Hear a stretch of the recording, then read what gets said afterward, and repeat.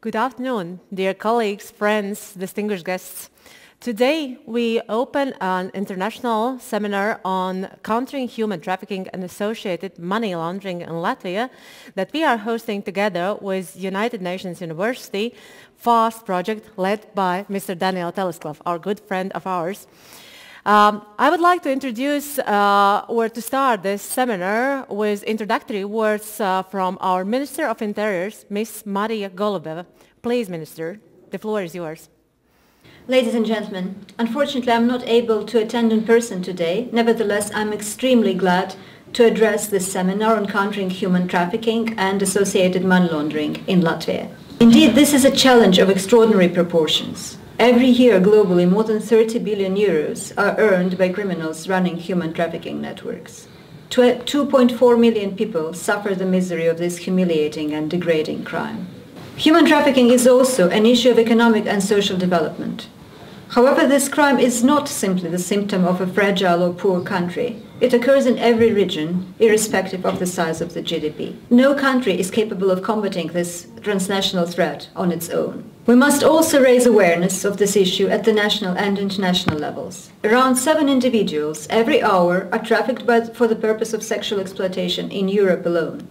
Far too often, women and young girls are the victims of the trafficking and the physical, psychological and economic violence that accompanies it. We must stop this.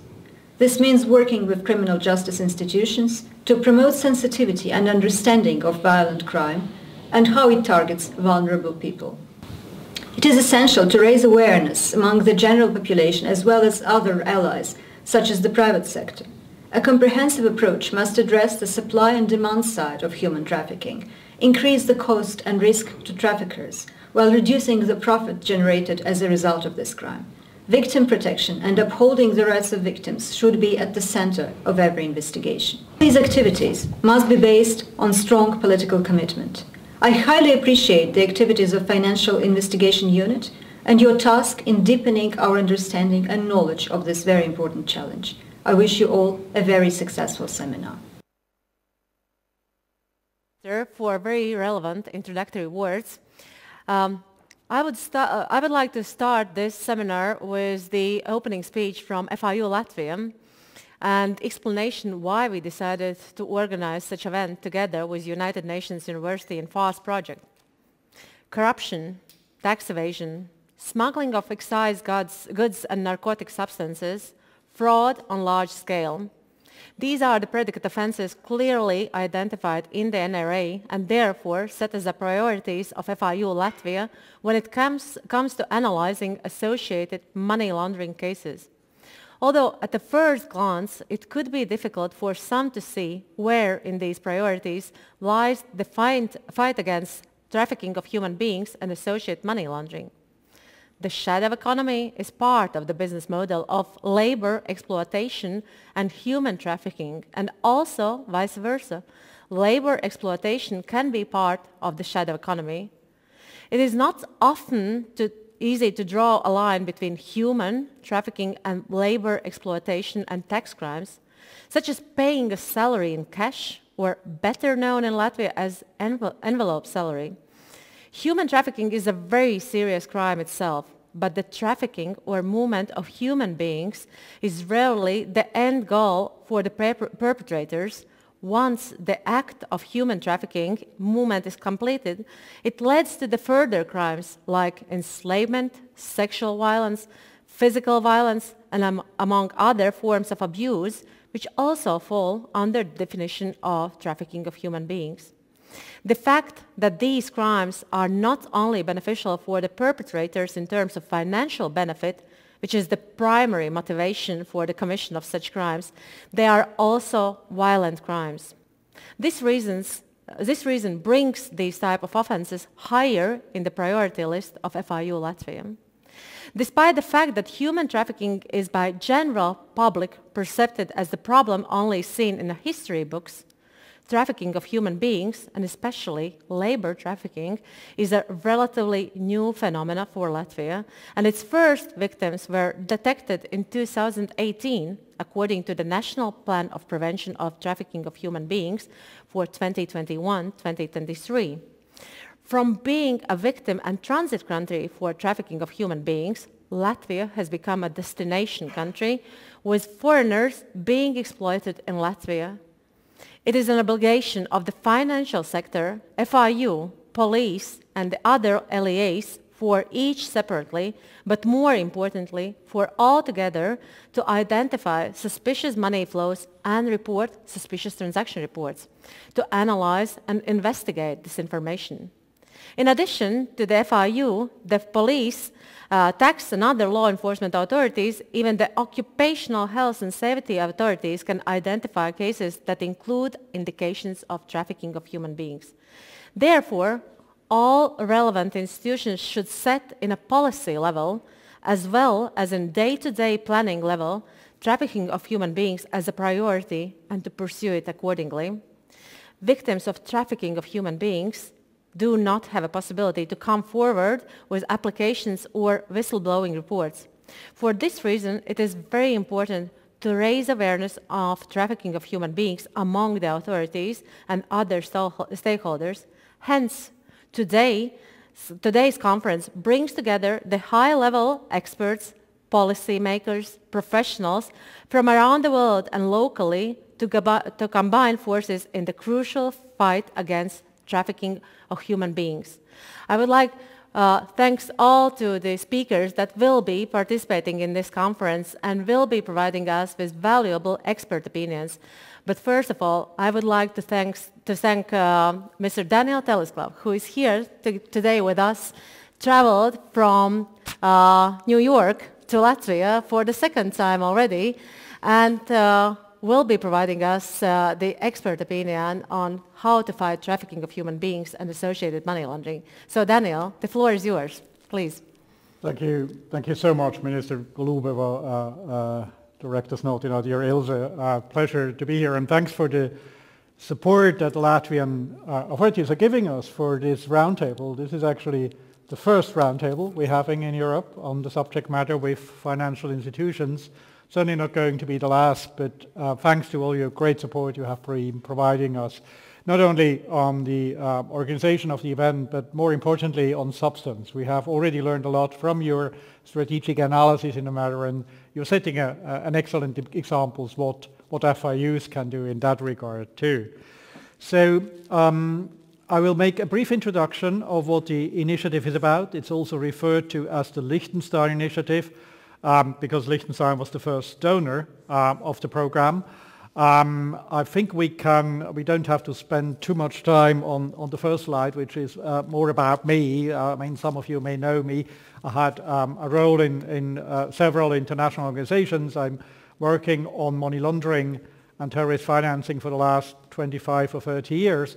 And I'm saying that because, to be frank, until we started with the project 4 years ago, I wasn't aware of the scale of the problem and the amounts generated by trafficking and by slavery. That was a surprise for me, and since then we're working hard to mobilize the financial sector to contribute to ending these crimes. I hope this will work. There's a short video we have prepared. Maybe somebody from the technical department could make it run.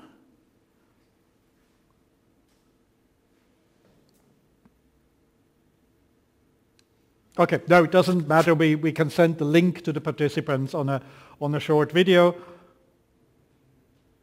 We'll try again.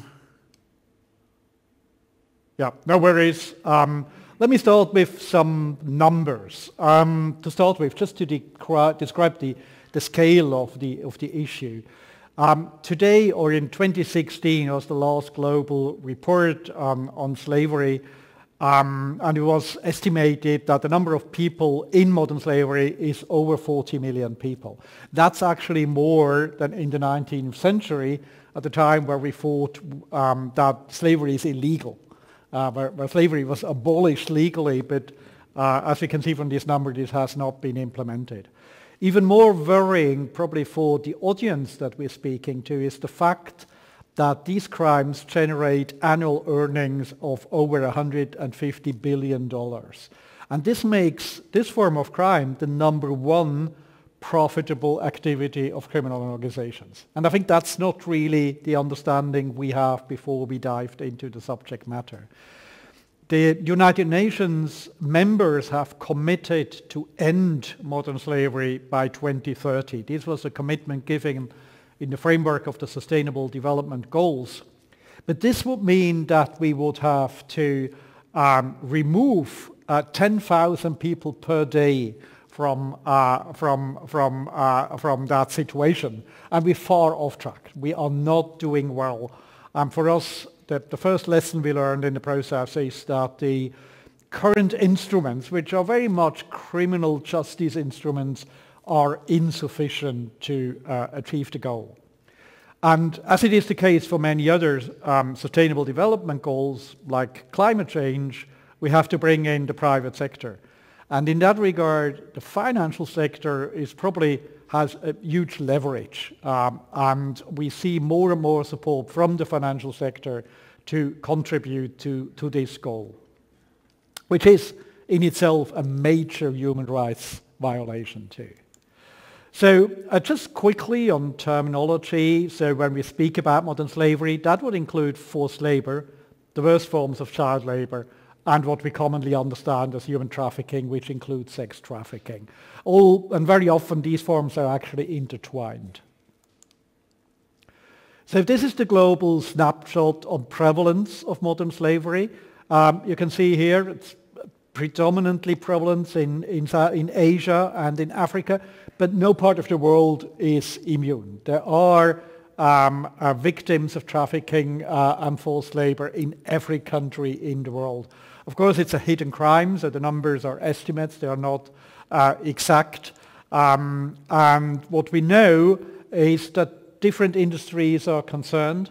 Domestic work is a major one, agriculture, manufacturing, in particular garment industry, textile industry, and construction and mining. What's interesting is there's a clear gender factor included too. And in some of the activities, accommodation, domestic work, trade, personal services, this is predominantly victims of the crimes are women and girls. Whereas when it comes to mining, for example, or construction, it's predominantly boys and young men very often. This is an estimate for Europe, particularly for Europe. We're speaking here about more than 3 million people being living in these conditions. And just a few of these figures now for Latvia and neighboring countries.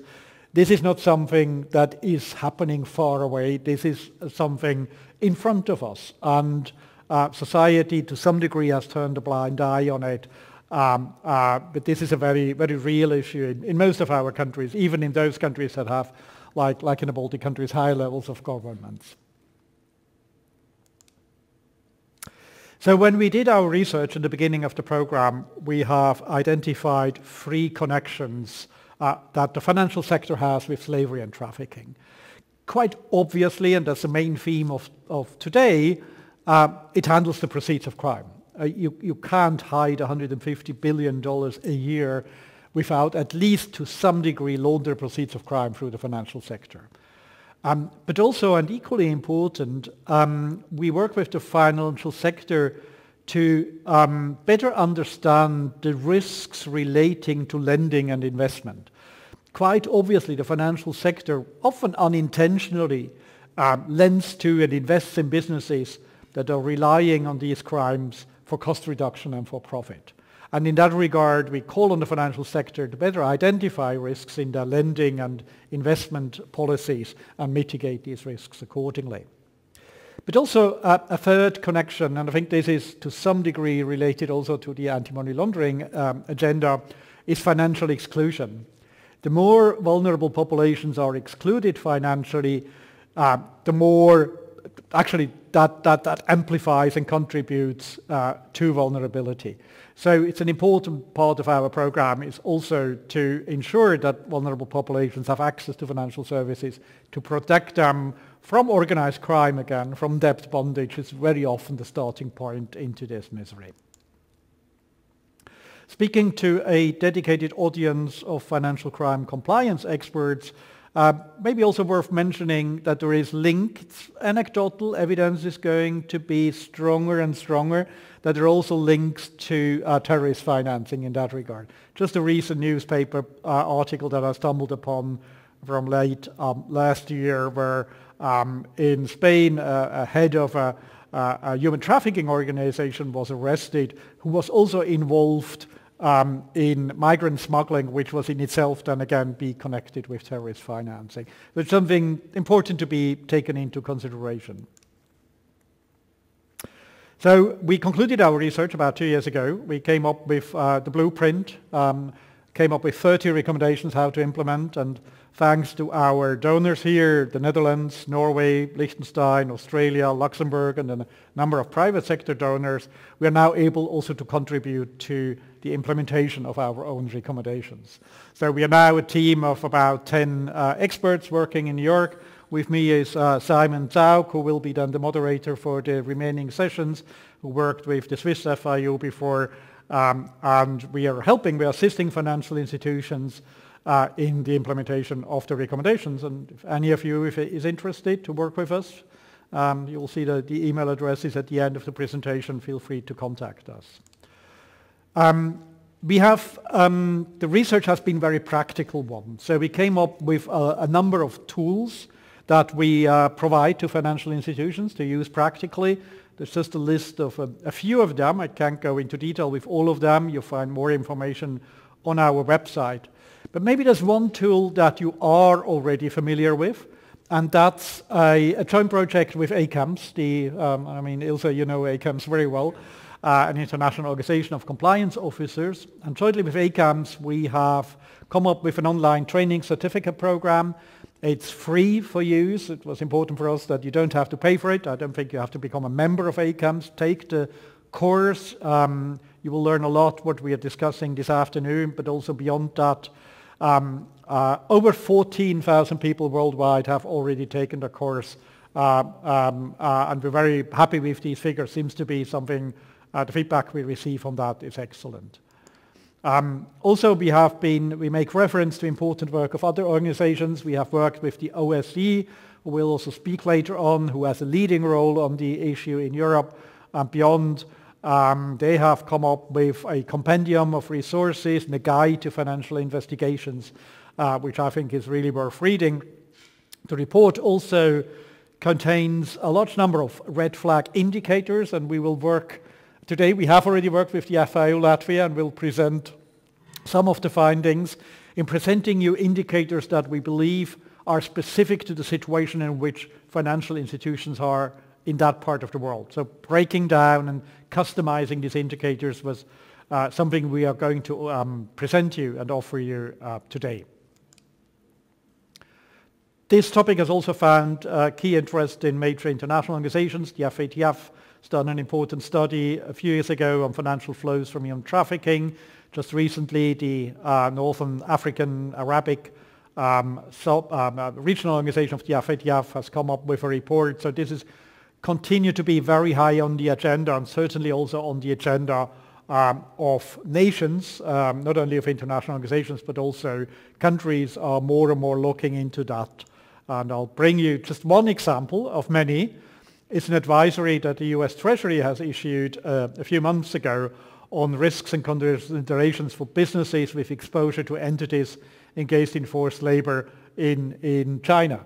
It's just one example. It's not the only one, but this is something that financial institutions should take very seriously. The report, the advisory contains very actionable intelligence also to act upon, and this should definitely be on the radar. So there is actually a lot of information out there, but it's not utilized yet to a sufficient degree. So I hope today we can make a contribution to familiarize yourself with all the tools and information that is around, and to engage with you to better exploit this information. On our website, we also have dedicated, I think, a total of 10 podcasts now on specific areas of our work. Now that we start to travel again and start flying in airplanes and trains, maybe something you would download and listen to in one of your journeys that you're making. So speaking of today, I'm very happy that we have got a large number of experts invited. Thanks to all of them for having joined us and joining us this afternoon here in Latvia online. Many of them we're also planning already additional roundtables in Hungary, in Poland, in Austria.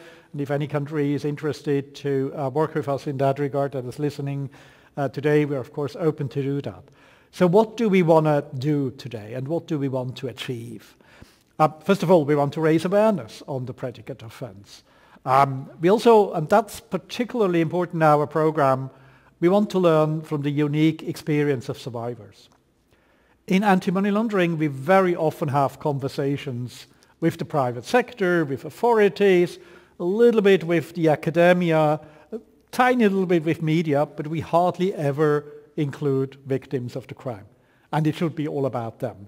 So here we have got a dedicated network of survivors who have engaged with financial institutions, but can tell their stories. And I think this has really opened my eyes. And I hope, and I'm sure that Timea and Archie, which we will hear later on, will also open your eyes and your hearts. We also will explore the role of FIUs can have. We have an excellent example here in Latvia. We have another excellent one in Canada, which has done great work on this subject matter, and we're very happy to have later on an insight by our friends at the Canadian FIUs. Then, as mentioned, we will provide you with relevant indicators. This is not yet the final version. We're working on it, so we really encourage you, in particularly in that session, to engage in a discussion. And I would be very curious to hear from you what you think about the indicators that we present. Are they actionable? Can they be fed into your transaction monitoring systems? Are they practical? Is it something you see? Because at the end, what we want to achieve with this engagement and our continued work that we offer to you, we want to see more and better, well, probably better and also probably more suspicious activity reports. If this is the number one criminal activity of criminal organizations, this is something we must see in the statistics of suspicious activity reports sooner or later.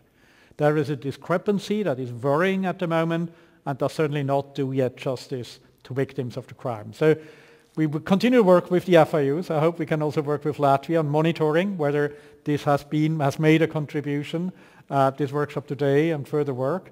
We will continue to work with you guys and with many other FIUs also in the context of the Egmont group. But at the end of the day, it's not about talking, it's about walking the talk and about STRs and giving appropriate follow-up on this intelligence received. So with that, that's for me for the introduction.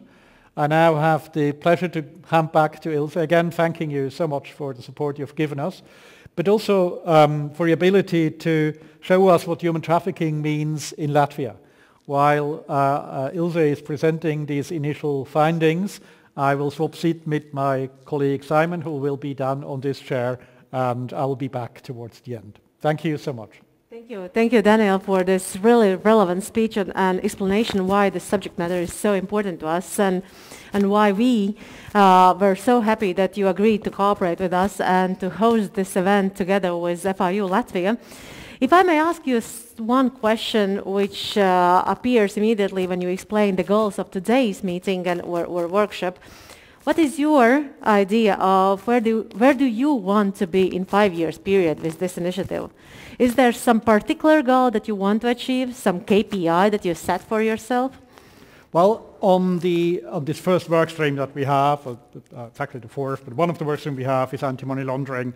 And I think what we need to have is really actionable intelligence. And here the FIU, the financial institutions to start with, and the FIUs play a crucial role. So have more actionable intelligence is what we need. I think our Canadian colleagues may show this example, but I'm very impressed that in Canada there was a case where an STR was made on a trafficking incident. The FIU was very quickly analyzing this, enriching the information, passing it on to law enforcement. They did a house search immediately, they've been able to liberate 6 people from this situation.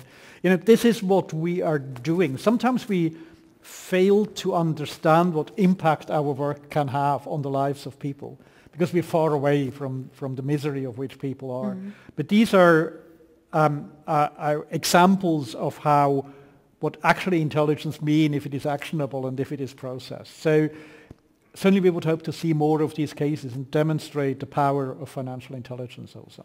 I hope so too, and we will definitely share with the results if we will succeed to bring the message to the public and to financial sector.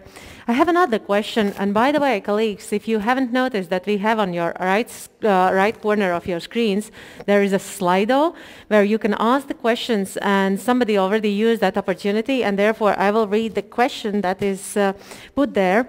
So do you have any best practice examples when the financial sector has successfully contributed to the fight against trafficking of human beings? Yeah, there are some. There are also in our report. The example I brought in, I think it was in Canada, was probably the most prominent one can show.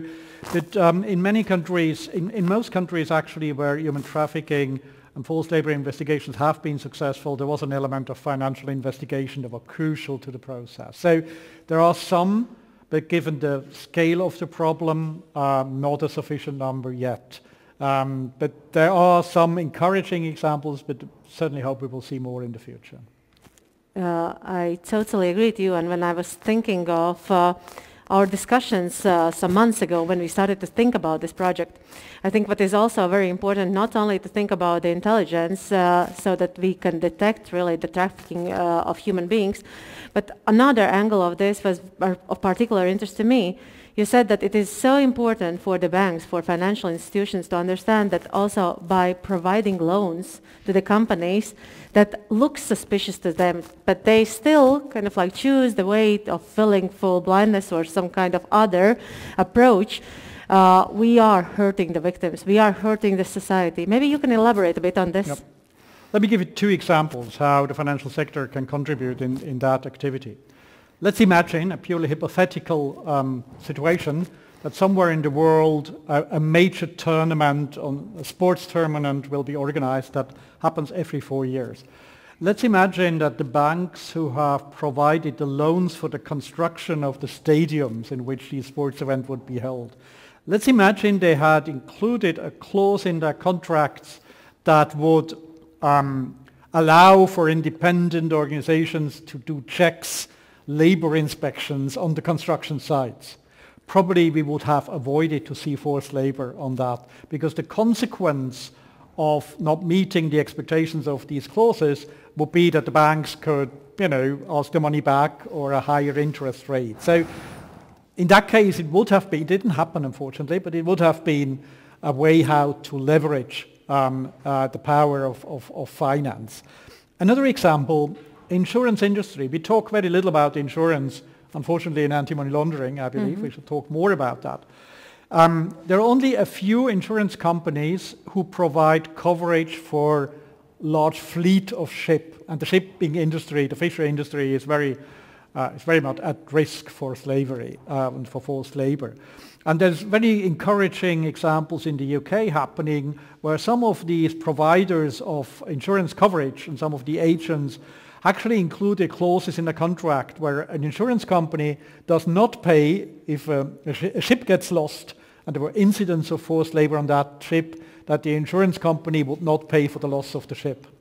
And of course this has an impact on the owner of the ship, which says, okay, on the one hand I'm making profit by exploiting people. On the other hand, as a risk, I'm losing insurance coverage. So I may better choose to be compliant with the regulation. If not, I will make a big failure. So, and then it's also interesting from an insurance policy. I mean, sometimes insurance companies are happy if they don't have to pay for damages. So it's a win-win situation where we can actually, again, leverage the power finance and investments have.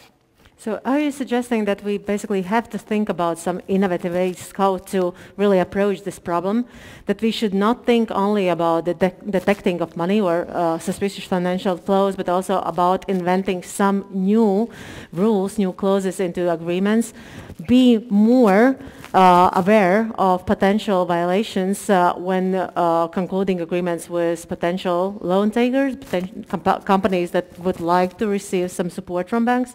Absolutely. I think the approach, the strategy we have chosen is really a multi-strategy, elements of strategy approach. One instrument alone will not suffice. The anti-money laundering toolbox is a powerful box, but of course, it's not the only priority in anti-money laundering. So we have to complement it by what is sometimes called ESG goals, a more sustainable approach that finance is taken, and I think it's the right time to talk about it. There's a lot happening on the climate side.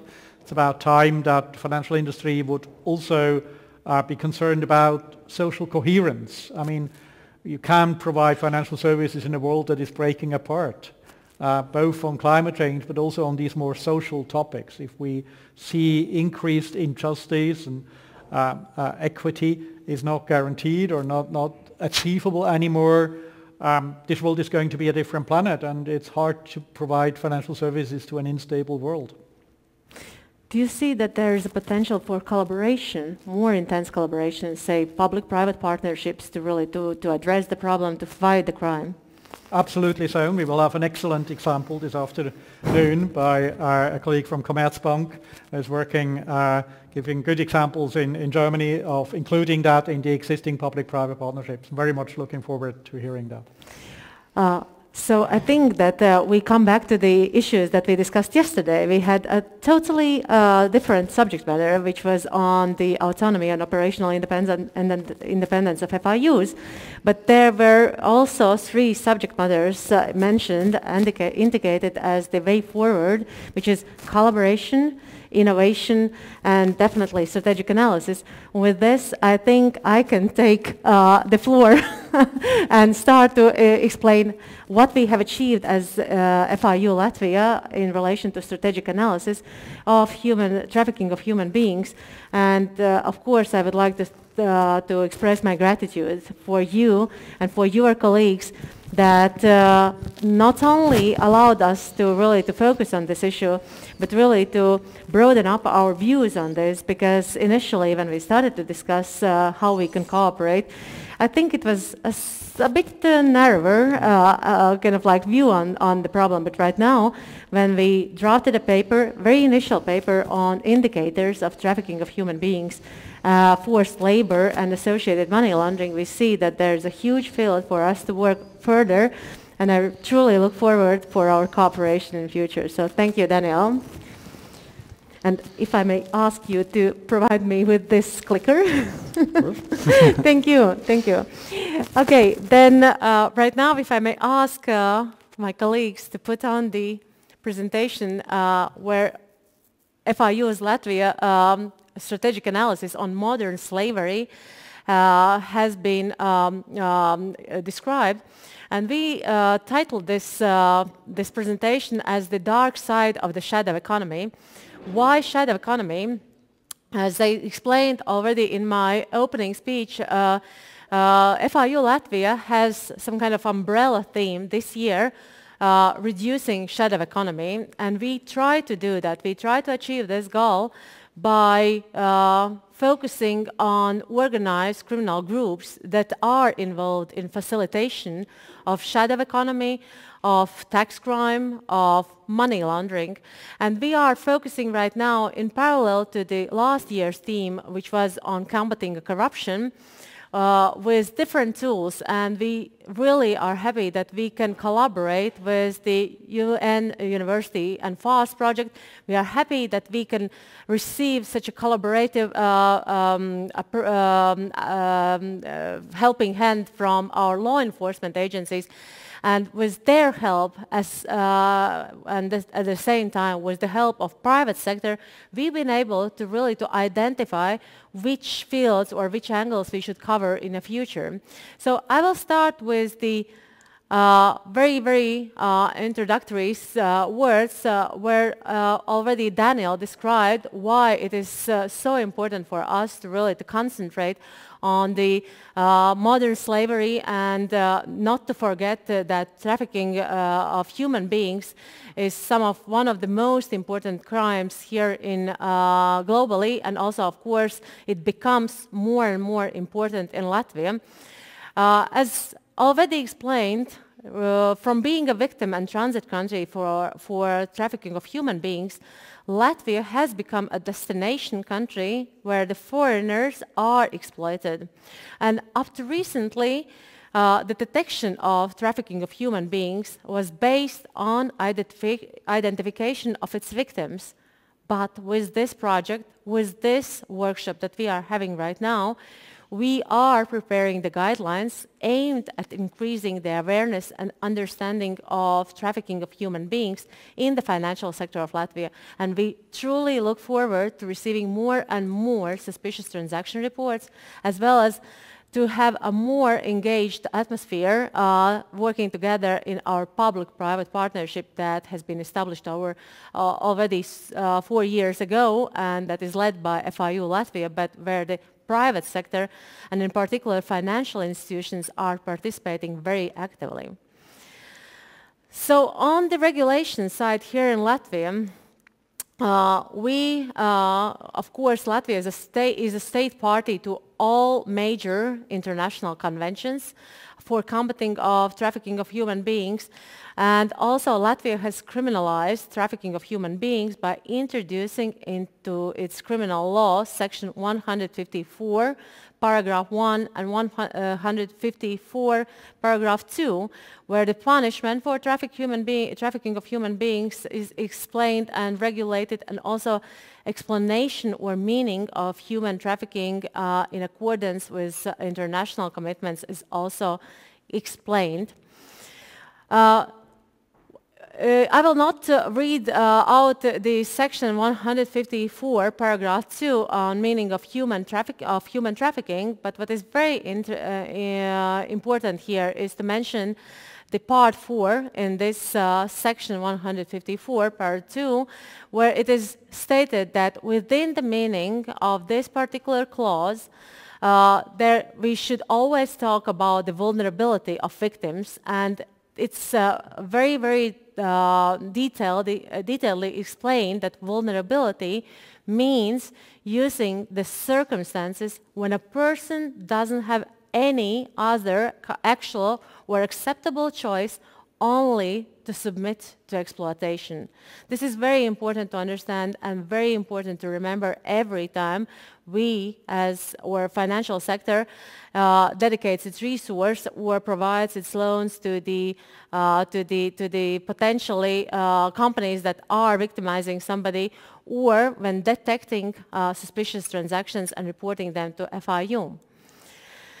So 3 elements must be proven in case of THB or trafficking of human beings, which is act, where the recruitment, transportation, transfer, concealment, accommodation, or reception of persons are made; means, where the violence or threat, deceit, taking advantage of the dependence of the person on the offender, or using person's state or vulnerability, as well as use of person's helplessness, or giving or obtaining of material benefits or benefits of another nature in order to procure or consent of such persons upon which the victim is dependent, as well as the purpose, exploitation. This is very important that we understand that this is the main issues or main elements that have to be proven.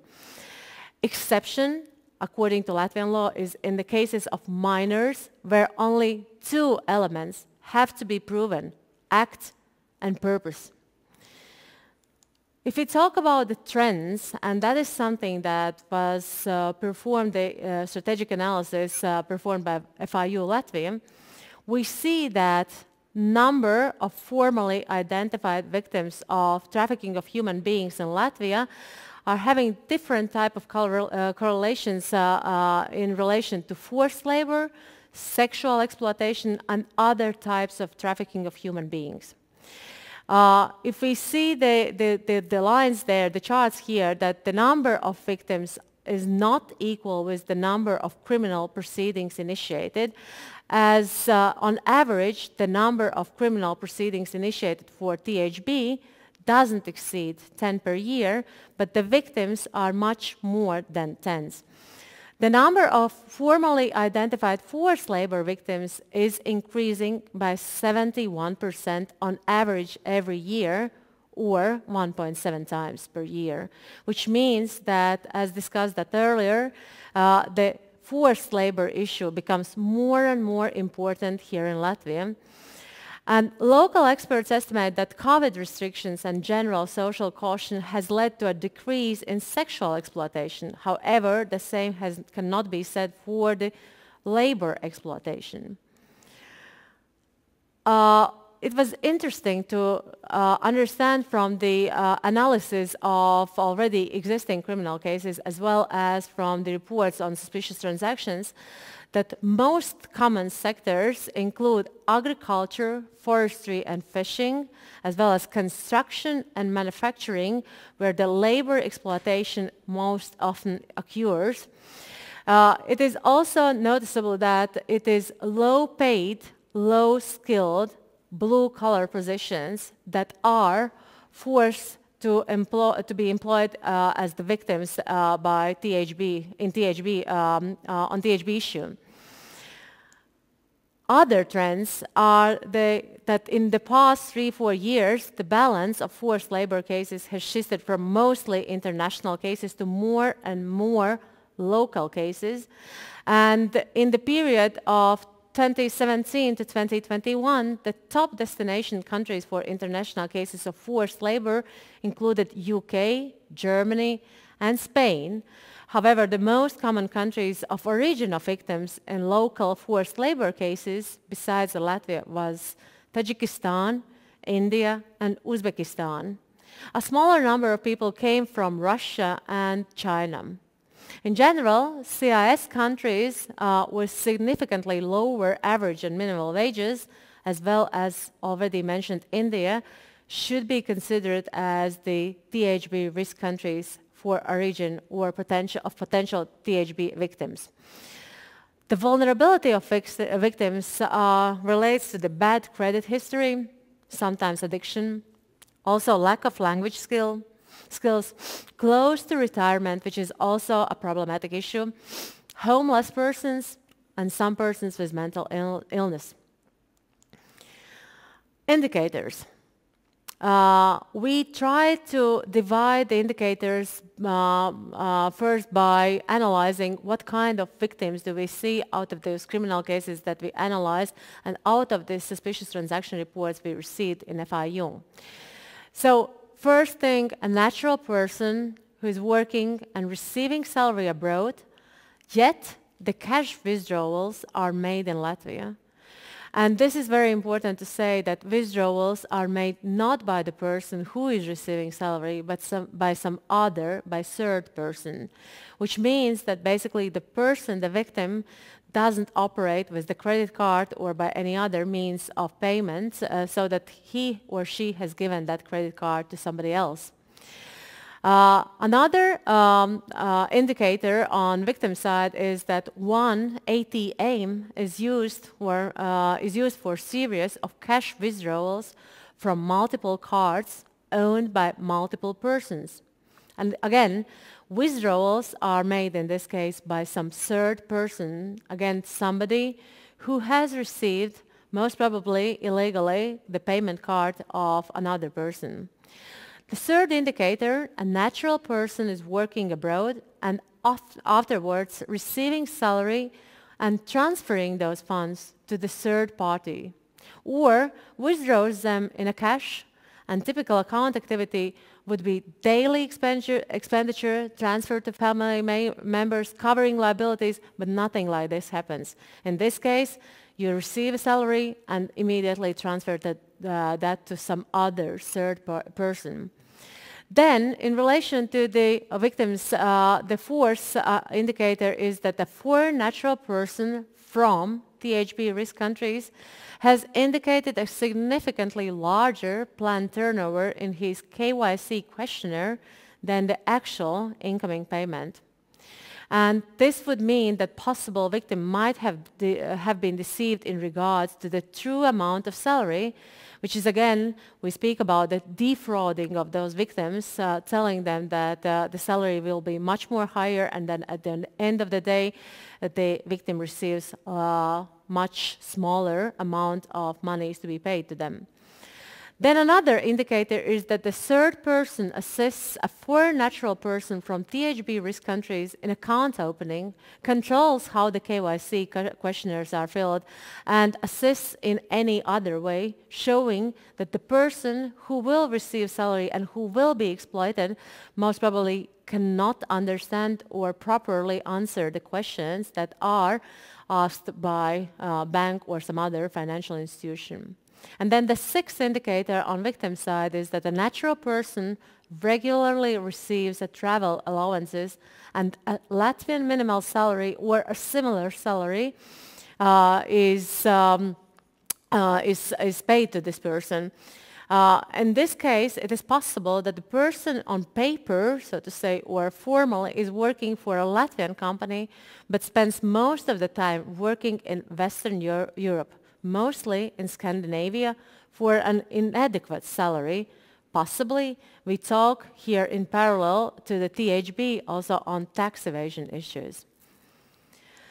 On a company's side, on those who exploit the people, we notice that there are 5 indicators that we can mention right now, but with your help, with the help of financial sector and with the public-private partnerships to be engaged, most probably we will be able to really indicate more indicators here on this list. So the first one is that the salary of low-skilled employees from THB risk countries is paid in cash. We see that as a huge problem.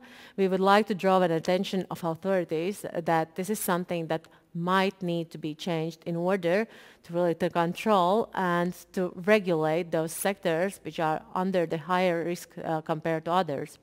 The other indicator is that the formal salary of the employees is adequate and in line with the job market. However, it is regularly and systemically reduced with penalties for different violations, slacking off.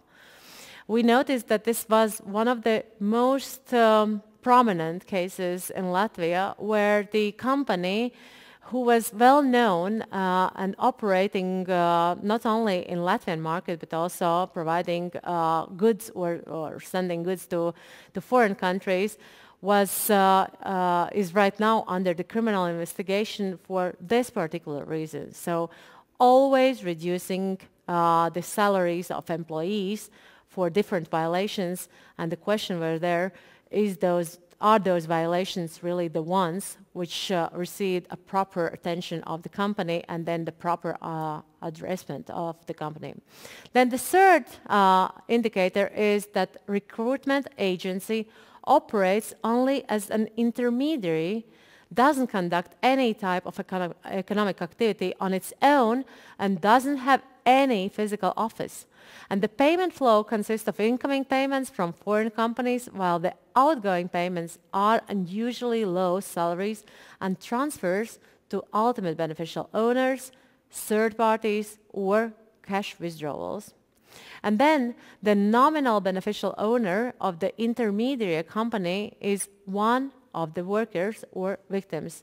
We again speak about fake beneficial owners, of nominal beneficial owners, and in this case, in case of THB, we speak about the employees themselves being put into the place of company directors.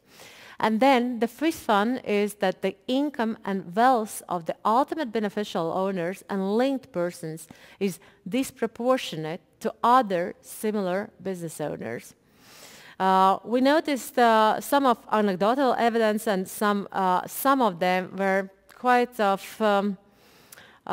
they raised the questions, at least here in FIU Latvia, why it was not noticed by neighbors, maybe by law enforcement agencies, we noticed that there were some grannies on their names where many, very many pricey cars registered, but the grannies could not drive themselves. So the question is, why should they have those very expensive cars to be registered on their names? We also noticed that wives and kids of the UBOs of such companies that were involved in THB business were building very, very expensive houses and buying some other luxury property.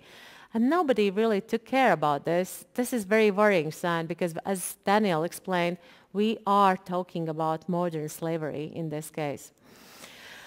On the integration stage of the money, so I've already touched upon that in reading or discussing the previous slide, but so we all know that the objective of any crime which generates illegal funds is really to afterwards to spend those funds on the luxury lifestyle or on some other investments.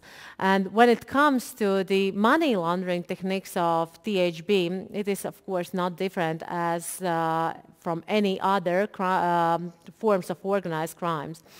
And what we have analyzed and understood, the exploiters of the forced labor or modern slavery use the following methods of money laundering.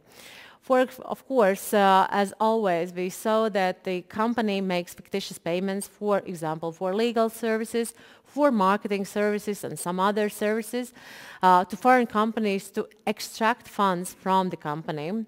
Then it is possible that the persons with the links to the UBO, like family members, spouses, ex-spouses, mistresses, their children, without significant regular income, purchase luxury real estate, cars, frequently deposit cash to their bank accounts against something that most probably is possible for the financial institution to really to notice and to take care of reporting such suspicious activity to the financial intelligence unit. Then third indicator of money laundering that happens with regard to the THB, third persons without significant regular income purchase luxury real estate, cars that are then used by the UBOs of the company. And then, of course, extensive use of cash by the members of the organized crime groups. So we again talk about the cash. The cash still is the king also in this business. And unfortunately, we haven't identified a brand new THB-specific ML typology. This is, again, comes back to the same old money laundering techniques that all of you from the financial sector most probably have already introduced in your systems so that you can really identify and report them properly.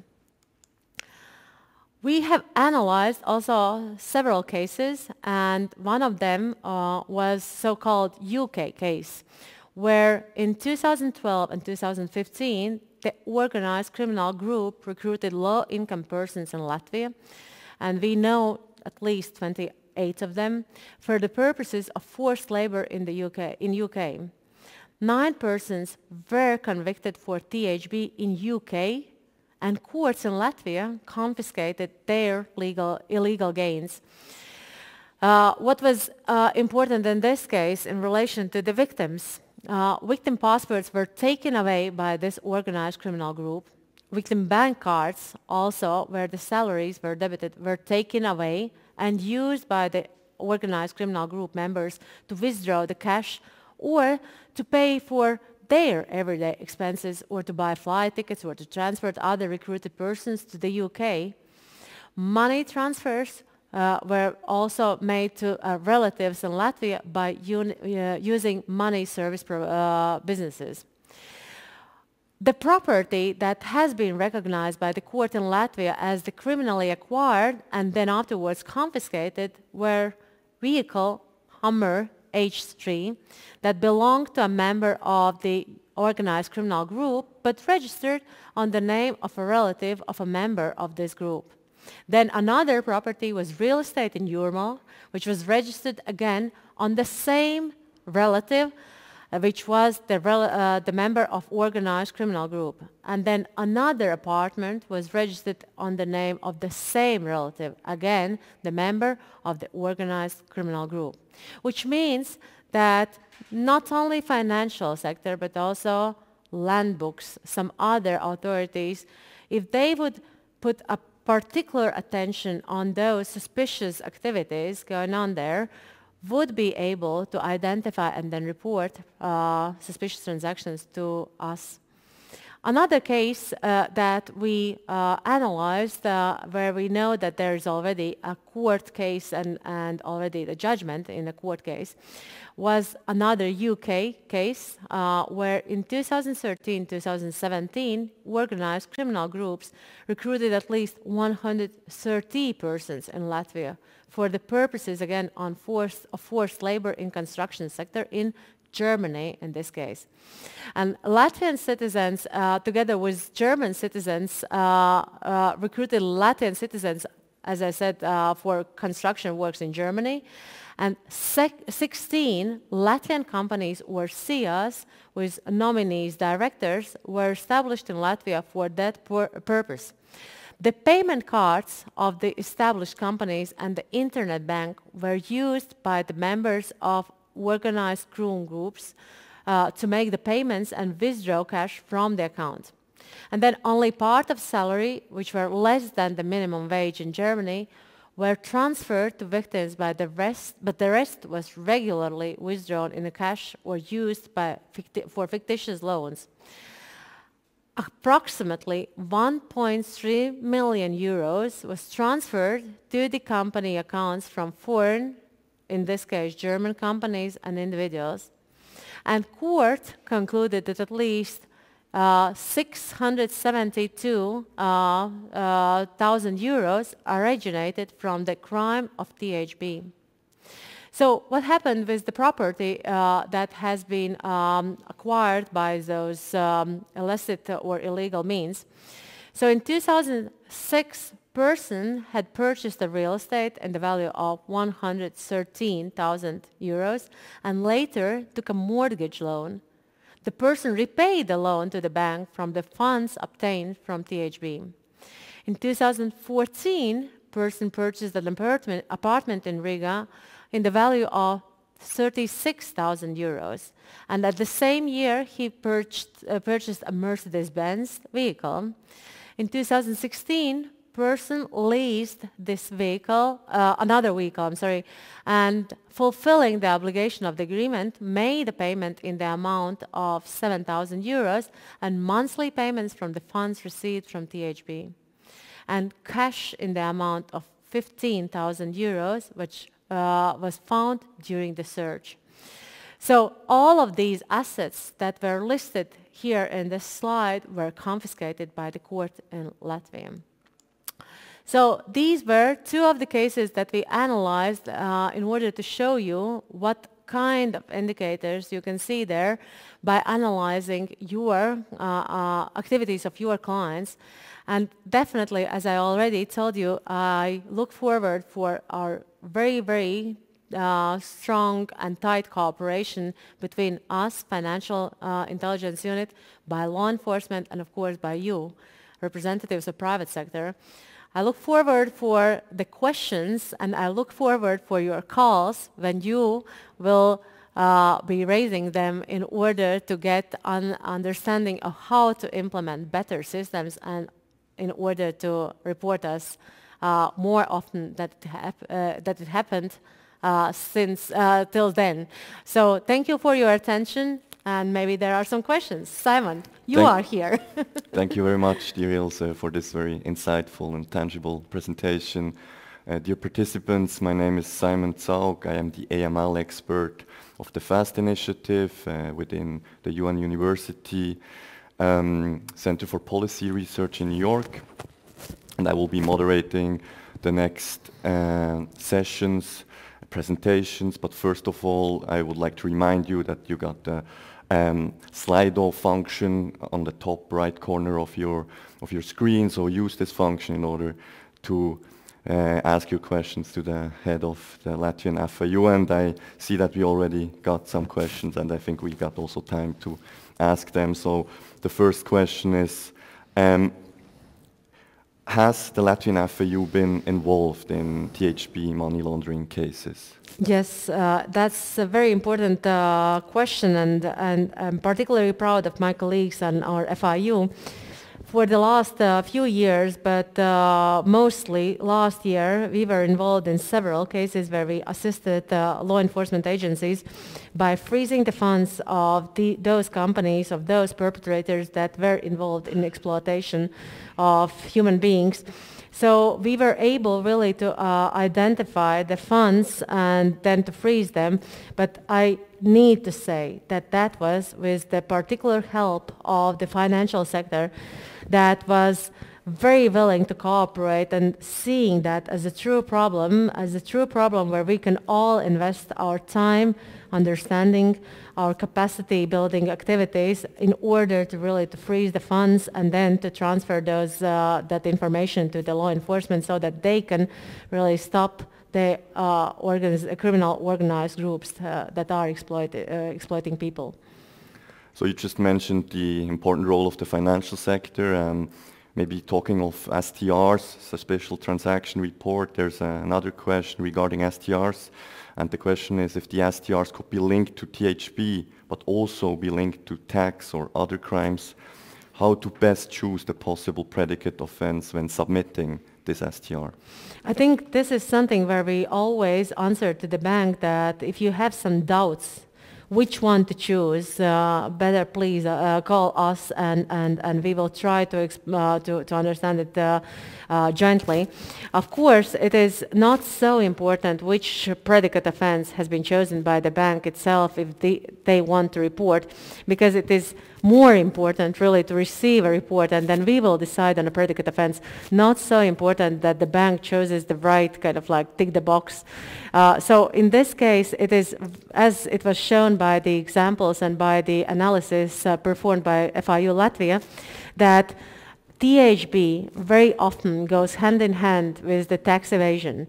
So it is possible that the bank has noticed that there are some evidence of having double books, if I may say so, of having reported accountancy information and then unreported accountancy information. Some other signs, for example, from the auditors, that shows that there are some issues with tax evasion that may be also linked to the THB. So don't bother so much at this stage about ticking the right box.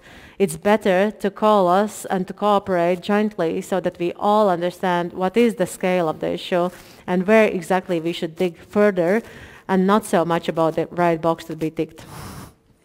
Thank you very much. I think that's really important, especially to the financial sector. And I think we got time because I just saw that one question came in. I think it's really important. We always hear PPPs, and we will have also a presentation later on by FIU Canada about PPPs.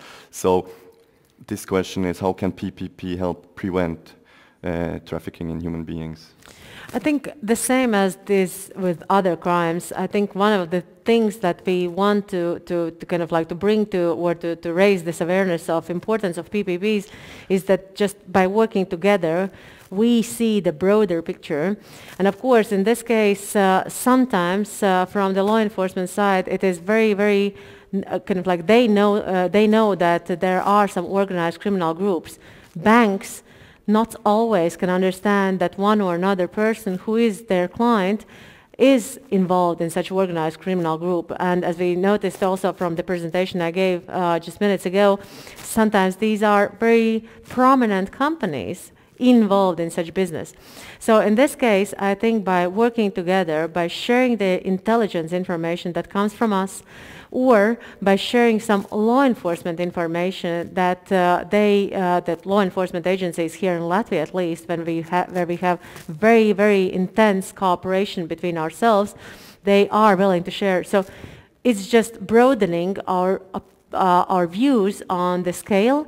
So we can see particular people who are involved. Sometimes we share such intelligence that is so valuable that we can immediately touch upon some activities of those organized criminal groups. So the same as with all other crimes, just collaborative approach is the only answer to how to fight crime properly. Thank you so much, Ilse. I think this was really, really tangible, insightful. And now I would like to introduce our next two speakers. It's actually a joint presentation. Timea Nagy and Leona Vaughan. Timea Nagy is the author of Out of Shadows, and she founded an NGO in Canada, Timea's Cause. She is a survivor of human trafficking, and she is having this presentation together with Leona Vaughan, who is from the FAST initiative. She is the lead of the Vulnerable Population work stream, and their presentation is about financial inclusion. The title is It's More Than Just Suspicious Activity. So I think Timea will begin, and the floor is yours. Good morning. Thank you so much. It's such an honor to be with you all. I have prepared some slides, but I think it will be probably best if we're not using it. I just really like the conversational style, what's been happening this morning. I tuned in about 6 a.m. my time, so about an hour ago, and I really appreciate just having it more of a conversational style. So if it's okay, we don't really necessarily need to use my slides.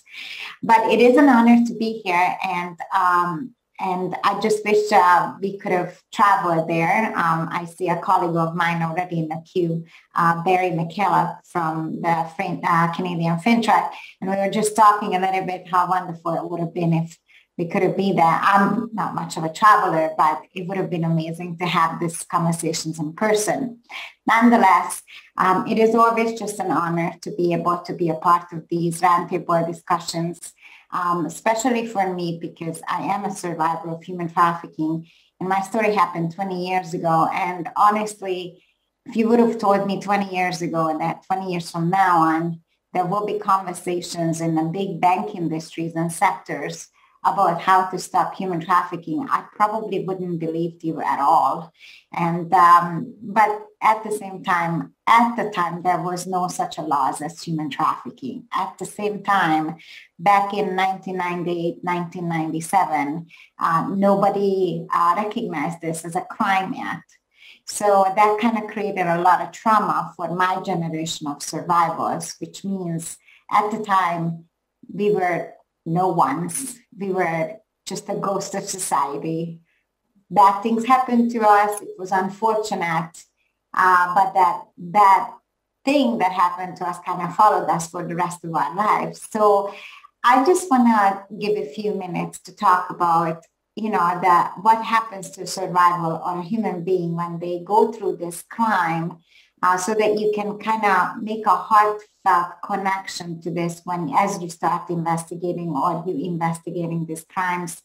And I also want to just give you a little bit of an insight to what is it like to kind of recover from something like this, not just emotionally, but financially. And then also would like to give you some thoughts on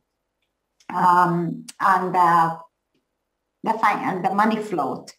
And if Leona, would you be so kind to give me a time limit of 5 minutes? Thank you. I appreciate that.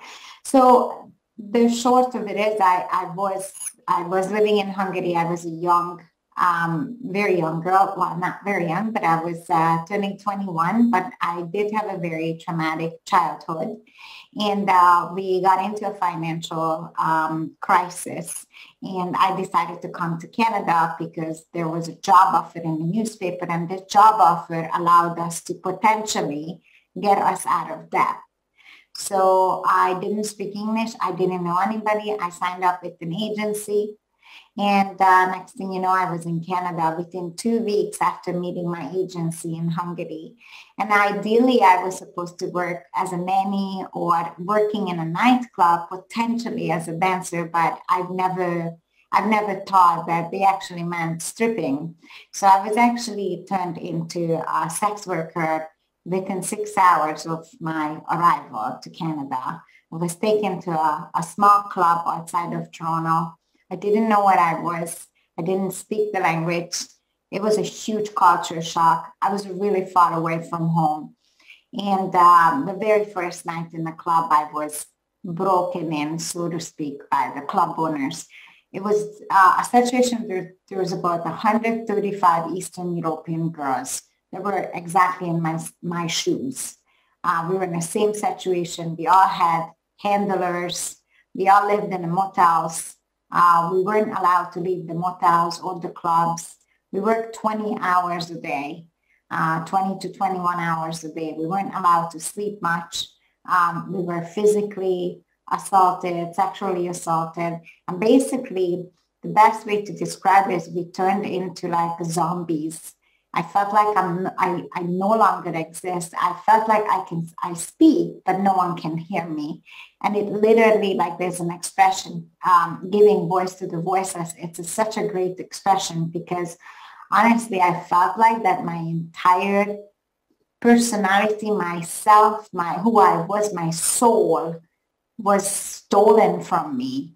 My past, my family, my loved ones, my favorite cartoon movies, my favorite food, my brother, my cats, anything that made me was stolen from me.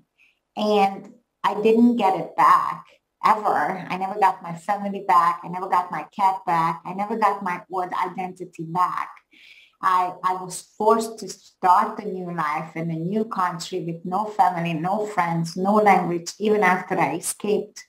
So the importance of the financial sector getting involved to me is, if you ask me, I was trafficked for 3 months. So during that 3 months, if maybe in a week or two, the financial sector would have sent the red flags to the authorities and I would have been rescued in 2 to 3 weeks, then I wouldn't have 3 months worth of trauma to get through for the rest of my life. So if we can reduce the amount of trauma and the time the victims are spending in the trafficking time, that would completely reduce our time of healing. What that means is that I could have had children. I don't have my own children. I could have had my own house at 30. I don't have a house. Now I have a house at 44. All I'm saying is the second chances would have came a lot sooner. Another thing was extremely difficult as I was recovering from trafficking for years. Nobody would give me credit. I had a bank card, but I was like, I sometimes had just extra $10 in it, and that's all I had to my name, and a bank would take it with all kinds of, oh, these are the fees. And I remember going to the bank and crying, I need that $10. I need to eat. I remember going to the bank when I wasn't allowed to get any social assistance. I was almost homeless again after a couple of years of escaping. And I went to the bank and I asked them for $500 if they could give me $500 and I'll pay it back. I just got a new job. The bank said, I'll give you $500 if you give me $500. So give me $500. That's going to be a security deposit and then we'll give you. And I said, well, if I had $500, I wouldn't need your $500. But it was just happening over and over and over again. And then eventually I got my bank account. Eventually I built up my credit. But because of my trafficking situation, I was always up in my neck in bills all the time, health bills. I owed a lot of money to hospitals here in Canada. And I would always get my calls from collection agencies and my credit then would plunge. And I'd never been allowed to get anything. I was never eligible for anything. So honestly, it's one thing to escape and survive, but to have 15 years of society telling you no, you're not eligible, no, you can't have, no. So that leads to the next part of being vulnerable is as a young girl, I always have to find somebody who would have the credit, who would trust me enough. And I always had to like put myself in a little box and go on my knee and beg. And at the very beginning, those older men or women would start taking advantage of me because they signed for my apartment, they signed for my leases, right? So it just leads you to another whole. Or when I make money, finally, I start working on 3-4 jobs only to give 40% of my paychecks to, payment companies like Money Mart, because that's the only place I can cash my check. So like I said, I was 23 when I escaped, but there wasn't one day that I wasn't reminded by either the banks or social workers or immigration or any social settings that I'm a victim, I'm a nobody, I have nothing, and I'm not eligible for anything. So those are the reasons why I got very, very passionate about working on front lines and start working with victims. And I tried to help to turn my no's into their yeses. And when I had the incredible opportunity to start working with the financial sector, that's when I realized that we can't arrest our way out of this issue and we can't educate our way out of this issue. But if we do it all and all together, I think we're going to get there so much faster. And about 7 years ago, I set out on a journey to try to find partners in the Canadian financial sector and the American financial sector, and trying to explain to them why is it so important to start reporting these crimes, or nonetheless, at the very least, get educated on these transactions. Because like I said, the sooner you track these transactions and the sooner you recognize a victim, the sooner an arrest is made. And I really hope my colleague Barry McKillop will talk about that incredible case that just happened not long ago in Canada, where arrests were indeed made and 6 individuals was actually rescued. So the difference is huge. And just the last few thoughts I want to say is that when it comes to like money flow, in my case, my traffickers made cash, lots of cash. So I personally made $40,000 in 3 months in 1998. And I'm going to give you a little bit of a visual, and I don't mean to be too graphic because I know it's during the day and no one had lunch yet, or maybe you had, but I don't mean to be too graphic, but $40,000, imagine it in bills, $20 bills. I have to sweat my, off for every single $20. And then sometimes I literally sweat blood, tears, and sweat for every $20 in that $40,000 that I made them. So imagine that cash that has my blood, sweat, and tears on it. Take it to the trafficker, and the trafficker goes to Western Union, puts it in, and send it over to Hungary so that more flight tickets can be purchased so more girls can come. Or imagine that my money, my blood, sweat, and tears goes through a bank machine or a rental car or renting apartments for more girls. When I realized that that's money laundering, I was actually very happy to hear that. I was actually very happy to hear that at least one of the things that happened to me already had a law against it, which is called money laundering. So this is why I'm very excited and I'm very, very passionate about talking about this to the financial sector.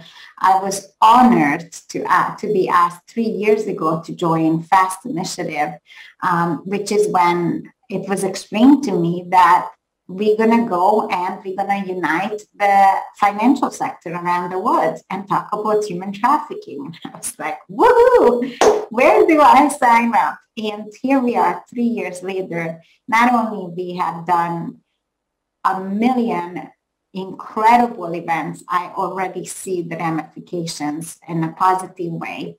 And if I had to stop doing what I'm doing today, and if I look back on everything that happened to me and all the work that's been done, in all honesty, one of the biggest accomplishments and the most inspiring and motivating thing I have ever seen coming to life was Project Protect, which is a project that Barry will talk about. But what that project did for me gave me hope.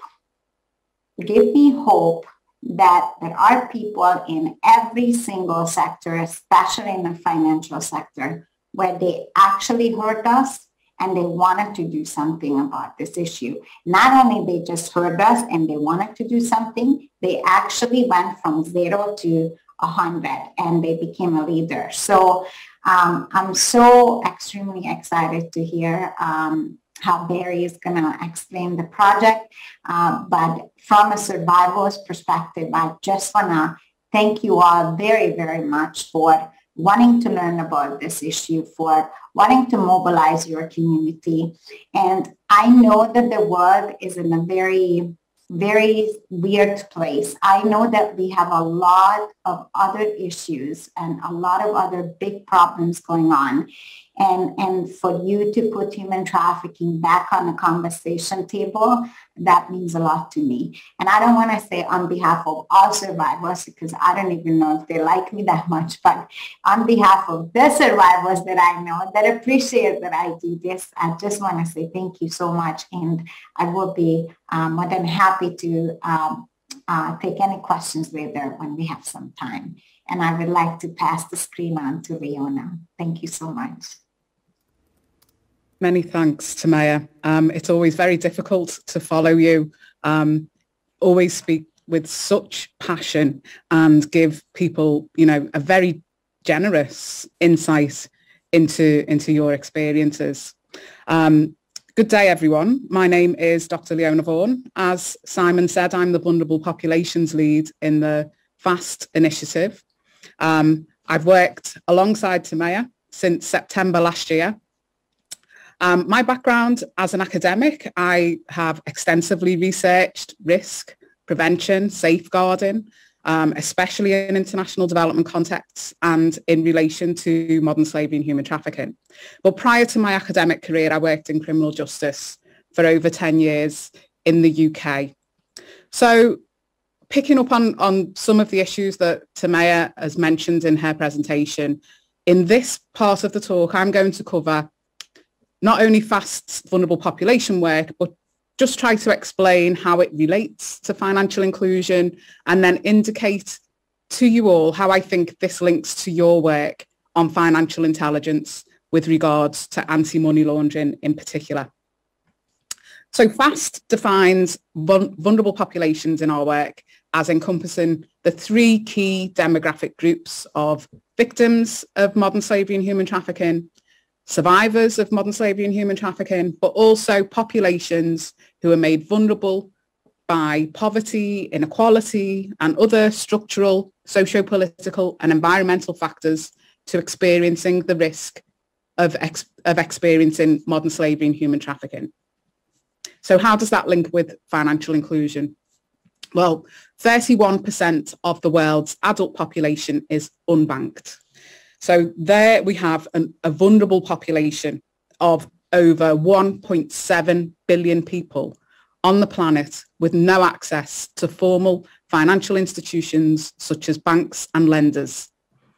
So this is referred to as financial exclusion, and it's been part of broader development and poverty reduction strategies globally for over a decade. Now, particularly important to your sector, the World Bank report that was published at the end of last year called The Impact of the FATF Recommendations and Their Implementation on Financial Inclusion, Insights from Mutual Evaluations and National Risk Assessments. That report speaks to how financial exclusion makes populations vulnerable to involvement in money laundering and or terrorist financing. But the report also identified that the implementation of international standards on anti-money laundering actually contributes to increasing financial exclusion, especially in low-income countries where financial exclusion is already high. So I want to come back to their important recommendations for your sector later in this talk. But right now, I just want to focus for a moment on financial exclusion and slavery and trafficking. Now, we don't know how many of the estimated 40 million people in modern slavery also make up that figure of the 1.7 billion who are unbanked. However, desperately trying to gain access to loans, such as for burials or weddings, or like Tamaya talked about, just for everyday life, or having to pay recruiter fees for work overseas, or being held in debt bondage.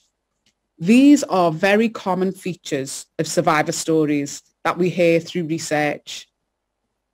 People who are financially excluded are clearly more likely to depend on informal economies and cash-based transactions, and therefore are much more open to abuse and exploitation. So therefore, FAST approaches financial exclusion as a driving factor which increases populations' vulnerability to the risk of modern slavery and human trafficking, as well as being a consequence of the experience of being trafficked or exploited, as Tamaya has described. So I'd like to take a moment to tell you about the Survivor Inclusion Initiative. Now, this is a flagship in the FAST vulnerable populations work. The Financial Access Project was set up in 2019 as part of the Survivor Inclusion Initiative to increase financial access to basic banking services for survivors of modern slavery and human trafficking. And to date, it's opened over 2,000 survivor bank accounts in the UK, Canada, and the US. At the moment, an expert review of this project is currently being undertaken by a US law firm who provides advocacy for victims of trafficking and slavery. And the reason why we commissioned this review was that because we wanted to identify with the banks, with survivor support organisations and survivors themselves, what is working so that we can share the practice, and what challenges remain for us to focus on. And like I say, this is specific to the US, Canada, and the UK. Now, this project has brought together a dedicated coalition of participating organisations, 13 banks, and over 500 survivor support organisations to facilitate survivors' access to basic banking services, such as checking and savings accounts, and also to help survivors' financial recovery and reintegration into their communities. So the FAST Secretariat, we provide training resources, direct support, and periodic convenings of all the participating entities to facilitate peer learning so that the practice is developed amongst the organisations who are involved. And you can read more about this on our website. This close collaboration also works to enable safe and reliable engagement with survivors. And this has resulted in changed banking practices, such as survivor support organisations playing a role to help verify and confirm survivors' details, identity and status to banks if they do not have the standard documentation. And we are now working to expand the survivor inclusion work that we do in a needs-led way to other geographical contexts, where, for example, rural or cash-based societies have different challenges to financial access and inclusion for victims and survivors. So we are in the process of developing new work on survivors' financial reintegration this year in other parts of Europe, in South Africa, and in Latin America and the Caribbean region. We're also working to develop financial inclusion, financial education, and financial literacy interventions which protect vulnerable populations who are most at risk of experiencing modern slavery and human trafficking. In this year, we've prioritised Latin America and the Caribbean because it's a region experiencing climate and political instability. And we've prioritised research in Ghana, a country highly impacted by slavery, trafficking, climate change, and environmental degradation in the agricultural and extractive sectors. And in this particular research project, we're looking at gold. The learning and insights from both of these projects on financial inclusion will have application for other locations. So now that I've explained what FAST does on financial inclusion, let me return to the World Bank report. Now, we know that trafficking creates an estimated 150 billion in profits each year, likely handled by the finance sector, and therefore it is an important issue for FIUs to tackle. I want to therefore highlight some of the recommendations that the report has made about implementing a risk-based approach to anti-money laundering and counter-terrorism financing in a way that doesn't increase financial exclusion. So first, the report said that financial inclusion needs to be better and more meaningfully reflected in country mutual evaluations. And this in turn means ensuring that it is explicit in assessor training and in the assessment methodology. Secondly, the report stated that FATF should be more constructive and direct about customer due diligence flexibility, such as simplifications and exemptions, like I described with Survivor Inclusion Initiative, and encourage their use in low-risk situations. Now, this links to the third recommendation that I want to highlight as well. In the report, they've said to determine risk levels, the report recommends undertaking specific risk assessments focused on financial exclusion problems and financial inclusion products and services in the country. So what does that mean? Well, based on what FAST knows about financial exclusion and its relationship to modern slavery and human trafficking, there is an opportunity for FIUs to ensure that modern slavery and human trafficking and financial inclusion are considered together as both risk and mitigation within the mutual evaluations and risk assessments. And in doing so, this means that FIUs address the identification of modern slavery and human trafficking and the prevention of it on an equal footing. This, I think, increases our chances of achieving the sustainable development goals for eliminating slavery and trafficking from our world, if not by 2030, at least in our lifetime. So I'll hand over to Simon for any questions for myself and Timea, but thank you for your attention. Thank you so much, Timea and Leona. I think it's always really touching hearing Timea's story. I've heard it now several times, but it's really, I think, so good that she's giving this hidden crime a face. It makes it tangible, and we realize that this is something happening every day, everywhere. So thank you so much. I would like to remind the participants that they can use the Slido function on top right corner of their screen if they have any questions. Otherwise, I will ask one. I will make one up. Because for the moment, I haven't received any questions. So maybe one of you two can maybe explain the de-risking practices that the financial institutions are now, because they try to implement AML policies, but by de-risking, this actually increases the risk of being trafficked. Maybe you could just explain, because so many participants are from the financial sector, how these de-risking practices are actually not beneficial to vulnerable people. Thanks, Simon. I'll pick that up if that's okay, Timea. So the World Bank report particularly identified this, and FATF have identified this for themselves in their unintended consequences report, that the de-risking practices were often disproportionately applied to low-income countries, where we know that slavery and trafficking is a higher risk because of the higher experience of poverty and marginalisation and exclusion for populations.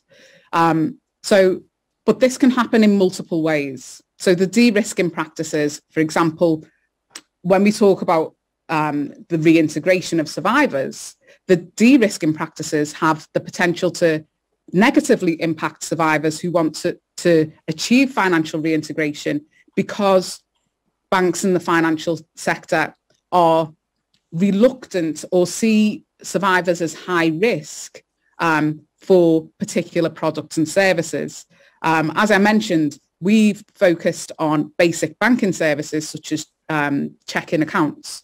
But even on those types of products, you know, overdrafts or particularly high fees, or, and this is something that we're picking up quite recently, is that activity on accounts for survivors, particularly developed for survivors, may well raise flags for suspicious activity, which the banks may take a particular approach in terms of closing accounts, which we know can then in turn make survivors more vulnerable because they have no access to their money. And there may not be the type of activity that is assumed that this is, activity related to anti-money laundering. This activity may actually indicate that survivors are being re-trafficked or re-exploited.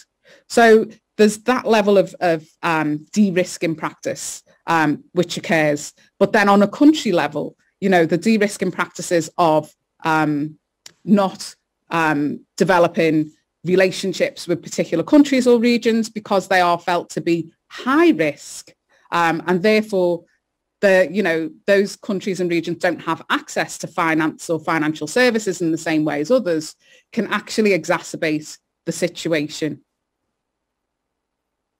Thank you so much once again, Timea and Leona. And with that, we are passing over, or I'm passing over to the next speaker, which is Barry McKillop, the Deputy Director of the Financial Intelligence Unit of Canada, the FinTrack.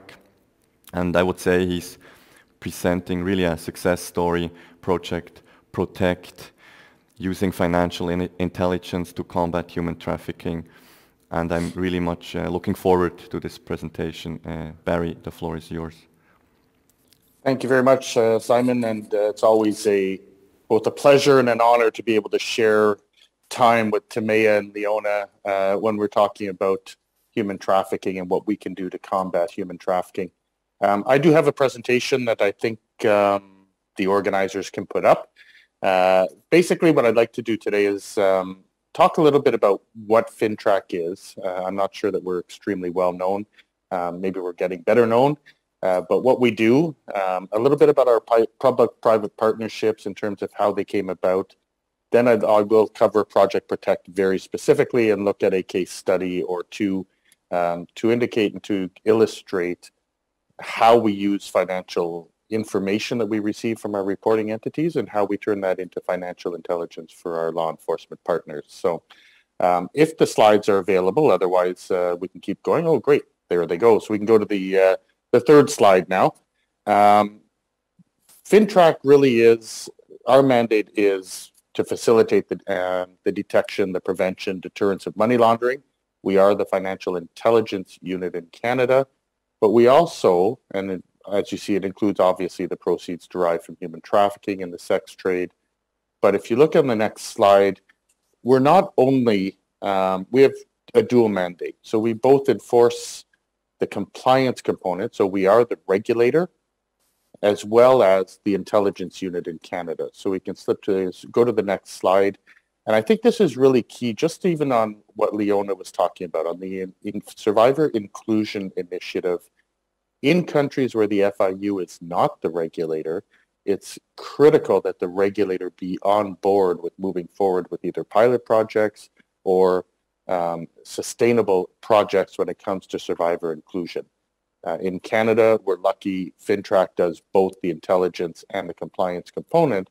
So not only can we work with our reporting entities, in this case with our big banks and others to report the human trafficking proceeds of crime to us so that we can get that to law enforcement, but it also allows us to work with them in terms of looking at simplified due diligence, for example. How do we open bank accounts for survivors?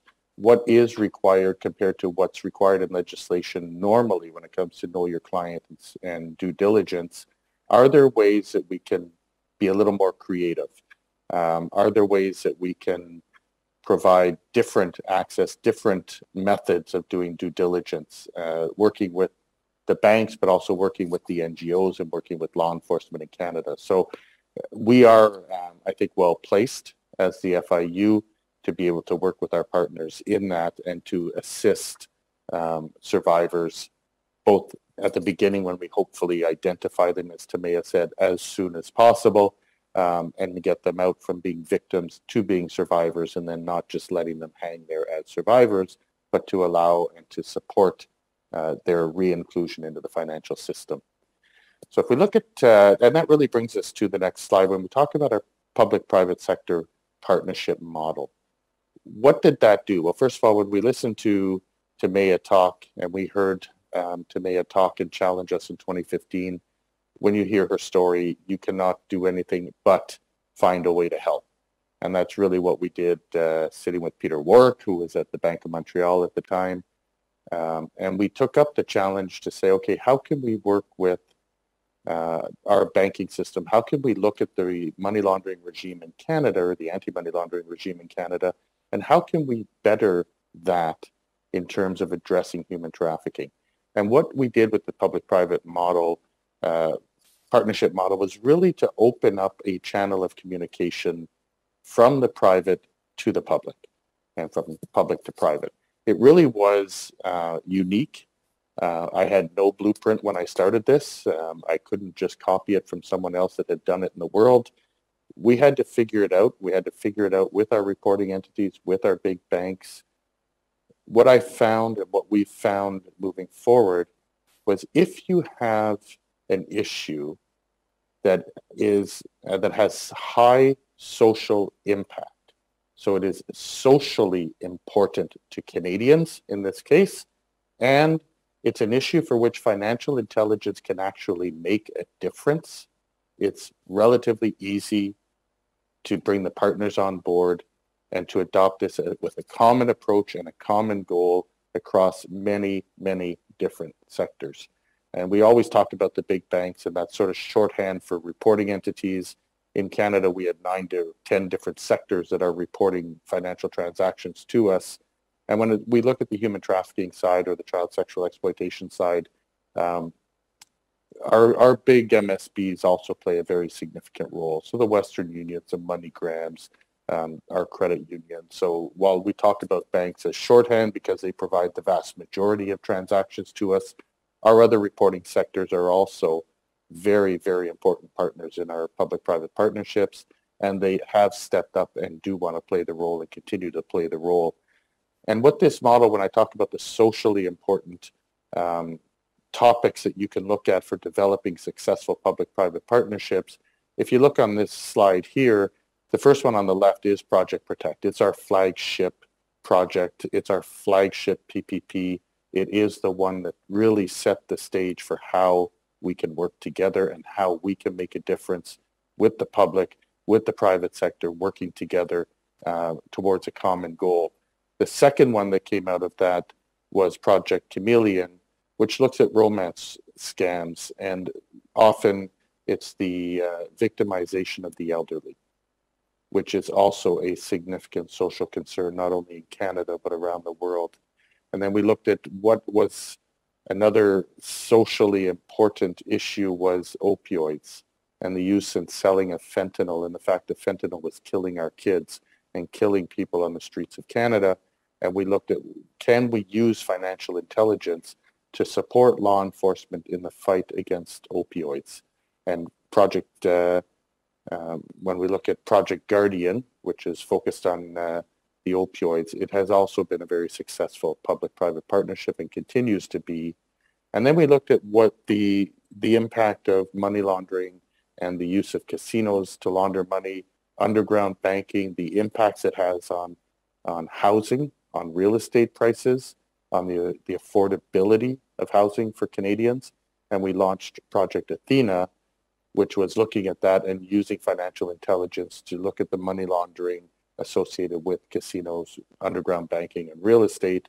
And then in 2020, our last one on the right, our most recent one, Project Shadow, which is focused on the identification, detection, and prevention of the child sexual exploitation material online.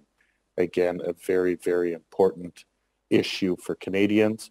an issue that people can get behind, that they support, that is natural to support, and for which financial intelligence is extremely useful. And we've had some very, very successful investigations with law enforcement on Project Shadow, and we've been able to identify and save victims of child sexual exploitation. So it's a win-win for everybody, and everyone feels good when they can do and make a change to save somebody. So if we look on the next slide, some of the successes on Project Protect, we do financial disclosures. That's really our bread and butter, is the financial disclosures that we do and that we provide to law enforcement, either domestically or internationally. I think if you hit the next button, you'll see that we've done well over, since 2016 when we launched Project Protect, we've done well over 1,000 disclosures of financial intelligence. That's a significant amount of work. Those disclosures can include, we're looking at hundreds of thousands of transactions that would be covered in these disclosures. That identifies not only the victims, but it identifies the perpetrators as well, and facilitates the investigations for law enforcement. We've had the increase in suspicious transaction reports because of Project Protect, and because of the operations alerts that we have done, have gone through the roof. You know, we often used to say it was, you know, 400 or 500% more. It has been incredible, and it continues to increase. The good side of that is that our reporting entities are identifying suspicious transactions and reporting them. The downside is that we continue to have suspicious transactions related to human trafficking. My goal would be to get none at some point, because there will be no more human trafficking. But we're not there yet, but that is where we're working. And then if you look at the operational alerts, that's really the key. Not only is the partnership and the dialogue with the public-private sector key to developing partnerships and really seeing each other as partners in this fight, but the operational alerts are really the key to the success of these projects. And if you look at the next slide, each one of our PPPs has an operational alert associated with it. And that's not only to put something out on paper, it really is and really does have a focused raison d'etre. The PPPs provide both some high-level background information and context on what is the issue that we're looking at, in this case with Project Protect. And it looks at some of the, what are the ML, money laundering, or in some cases terrorist financing, but what are the money laundering and contextual indicators that we really want banks and other reporting entities to look at. So in 2016, this was our first one with Project Protect, and we figured, okay, let's put something out that not only identifies what human trafficking is for those that don't know, because these are public, so it does not only provide the information to the reporting entities, but to the public at large. They can read about it, and the See Something, Say Something, or the Blue Blindfold campaigns that we've seen both domestically and internationally in fighting human trafficking. As Tamea said, it's not, you can't arrest your way out. You need partnerships everywhere. You need not only our reporting entities on financial institutions, but you need the hotels, the motels, the restaurant owners, the spas, all of those. You need people to be able to recognize human trafficking and to report it if we want to stop it. This is a very much a community approach. So these operational alerts do provide context and background and an understanding of the topic, the issue at hand, in this case, human trafficking. But then if we go to the next slide, when we launched it in 2016, the other very, very important issue here, or the very important goal of these operational alerts, was to provide financial transaction indicators that would be specific enough that our banks in this case and our other reporting entities could actually use them on a daily basis in order to monitor the transactions. To have simply an operational alert that talks about what is human trafficking, what are the trends, or what are the topologies, while that would be helpful, it would not be as useful in generating the suspicious transaction reports, as we've seen with very specific indicators that can be used by the reporting entities. In order to get to these indicators, we not only analyzed our own data bank of suspicious transactions that we had We also worked with law enforcement to have them validate and identify transactions related to human trafficking that they've seen in successful prosecutions or arrests. We had the banks data mine their transactions and their data banks looking at the transactions associated with known human traffickers. And we worked with TMEA to say, are we missing any here, either contextual or financial, that you are aware of that we should be including? Once we synthesized all that, brought that all together, we had about 40 indicators in 2016 that we put out. We saw patterns of transactions, multiple cities involved, late night after hour transactions, frequent cash deposits, withdrawals, short time frames, third parties, adverse media, client contact details linked to escort ads, for example. TMEA will remember Backpage was the first one. Third parties directing or controlling clients' accounts, owning and holding onto their IDs, that type of behavior. These were all, and these led to, like, as I mentioned earlier, 450% increase in STRs just by virtue of our reporting entities being able to plug these into their transaction monitoring systems and develop the algorithms to look at this. But as with everything else, you can't sit on your laurels and not continue to progress. So in 2021, if we go to the next slide, we updated our operational alert. And we got much more granular, much more specific, because now we had several hundred disclosures that had gone out, several successful investigations by law enforcement. We had stronger partnerships. We had more information, even internationally, on transactions associated with human trafficking. And we could look at what it is that we could, what more could we add to this operational alert? So we put in characteristics of traffickers, for example, victims in transactions, male victims, female victims. Are there differences in the transactions that might be associated with that? What are the money laundering methods used? We got much more granular, much more specific there. We had more intelligence on the business models, for example, trafficking out of short stay locations. We had hotels. We saw private residences being used, illicit storefront businesses offering sexual services, for example, trafficking of foreign nationals. And we'd seen the vast majority of our victims in Canada are Canadians, but we had transactions associated with trafficking foreign nationals, and it was important to pull those out. We looked at categorizing some of these and looking at the commonalities across the categories. Are there common financial transactions associated, or characteristics associated with specific categories over others? For example, in our sample and what we've seen, traffickers were mostly males, mostly in their late 20s, early 30s. But the category of trafficking out of illicit storefront businesses, however, the traffickers were mostly older females, usually 40 years old. That's very specific, and it gets very granular, and it's very, very useful in assisting our reporting entities to look at who's doing what to whom and what are the transactions associated with this. We saw, for example, numerous parking payments, for example, specific to the category of trafficking out of short stay locations. If you're going to a hotel or a motel, you have to pay for parking. Well, you would see that where you wouldn't see it necessarily out of an apartment. If you're renting the apartment, maybe your parking is on the street or your parking is prepaid. But if you're going to short stay motels, you would have to pay for parking. We've also identified, and we're able to identify money laundering methods used by traffickers and human trafficking networks. Many of them are involved in other crimes. So we would see human trafficking, but we would also see transactions associated with drugs, with fraud. Many traffickers often involve their victims as well in these crimes. So you would have a victim of human trafficking also being used to commit fraud. We would see online casinos and virtual currencies being used by the traffickers.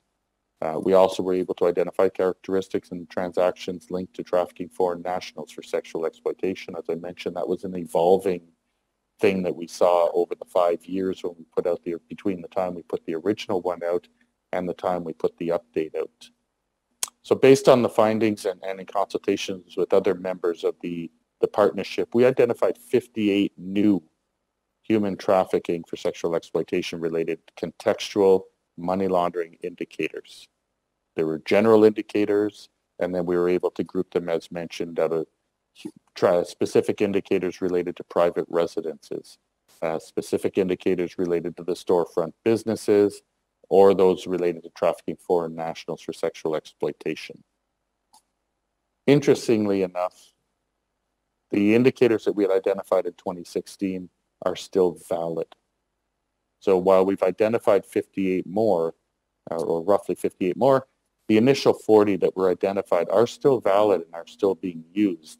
And what we found is, as technology has evolved over the years, the more indicators and the more data points that can be used by reporting entities, by a bank, for example, in developing an algorithm, the more specific, more successful the algorithm can be in identifying the transactions related to human trafficking.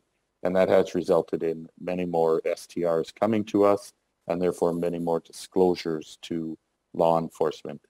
And I must say, our pride with these public-private partnerships is that our disclosures to law enforcement typically run around 75 to 80% are proactive disclosures. That means we're telling law enforcement about potential human traffickers and identifying victims before law enforcement has launched an investigation. So we're telling them about people they may not know about. And that is key when it comes to addressing what Timea was saying earlier. Could we have identified her as a victim earlier in her trafficking journey, unfortunately, that she was in? The goal, obviously, is yes. And I think as we get more specific with these indicators, the better we can get at proactively identifying the victims and the traffickers. So if we go to the next slide, and I'm not going to, I will acknowledge the time, and I will make sure that we save time for comments. But just going quickly, some of the common suspicious transactions that we see, the financial activity is inconsistent with the stated occupation, adverse media attention, obviously, flow-through activity, advertising purchases, specifically on ads with and escort ads and things like that. And if we look on the next slide, you'll see that what we've done with our indicators is we've tried to identify indicators that are related to the different stages. So whether it's the luring and recruitment stage, the grooming, the coercion, manipulation, the exploitation, that is, the different stages of human trafficking, as you all know. And then you get down to some of the information submitted by FINTRAC REs or submitted to FINTRAC by REs. That's the value. These are some examples of STRs. Obviously, it's very difficult to read on a slide like this, but I'm sure all these slides will be available for you. But things like the account holder is earning income through trafficking females. He's observed wearing high-end apparel, operating high-end vehicles, holding large sums of money in his social media photos, and it's not consistent with what his stated employment is. Or if you look on the coercion side, the account holder came to our attention as a result of adverse media, alleged that the victim is being forced into prostitution while under threat, physical violence, control, or coercion. These are things that the private sector, the banks will pick up. They will look at this, they will see it happening or reported in the newspaper, for example. They can then turn around and examine their own transactions in their databases and report to us. And then we can look at the corresponding money laundering indicators, because we need to obviously link the offenses to money laundering, because that's what we do. We're a money laundering terrorist financing organization, intelligence agency, and that's what we report on. But proof of, point of sale purchase at drugstores, for example, multiple drugstore purchases, multiple clothing purchases, beauty salons, the reservation of motels on a credit card, but then the credit card not being charged with the actual motel charge because the credit card's paid in cash. Multiple alcohol purchases just the day before the rental of a hotel room or a motel room, for example. There are patterns like that that can be identified and that we've identified as indicators that the banks can look at. And if you look on the next slide, when we're looking at the financial trail, this is sort of an I2 chart that tends to accompany most of our disclosures and what we try to tell when we try to tell the story to law enforcement. But if you look at the suspected victim being Stella and the trafficker being John, obviously these are a sanitized case, but you can see the money coming in or going out from Stella, and you would see the purchase of domestic flights, for example, or purchases of various fast food restaurants throughout cities, multiple credit card payments, multiple hotel rentals in various cities. Stella is being used to do that, but then Stella is sending all that money into John's bank account. They share perhaps the same address because she is the victim, but as the victim, she's being told to purchase all this stuff and using her name and ruining her credit, and all the money that she's getting is going straight into John's bank account, and then he will send that out and launder that money. So this is sort of a very typical but very basic view of what some of the purchases would be, where the money would go, and how John is profiting from, or Jim is profiting from Stella in terms of using Stella as a victim. And if we look at just a general case study in the last few minutes that we have, and I think Timea will look at this and go, yeah, we see it. 7 days massage, we're hiring, they're lying to us, they're lying to me, and they're creating and looking for victims and always searching out new victims. And if you look at the next page on the impact of financial intelligence, this really talks to, and it is hard to see, so I don't know if it can be blown up a little bit, but this is just a state. I'm going to walk you through this very, very quickly, and we certainly won't go through everything. But the first stage was a proactive disclosure. So we got a good STR from a bank, and we did a proactive disclosure because there were excessive cash deposits into a bank account, followed by outgoing international wire transfers and ad purchases related to escort ads and so forth. So we did a proactive disclosure to law enforcement. And we said, we believe this is related to Project Protect. We believe it's related to human trafficking.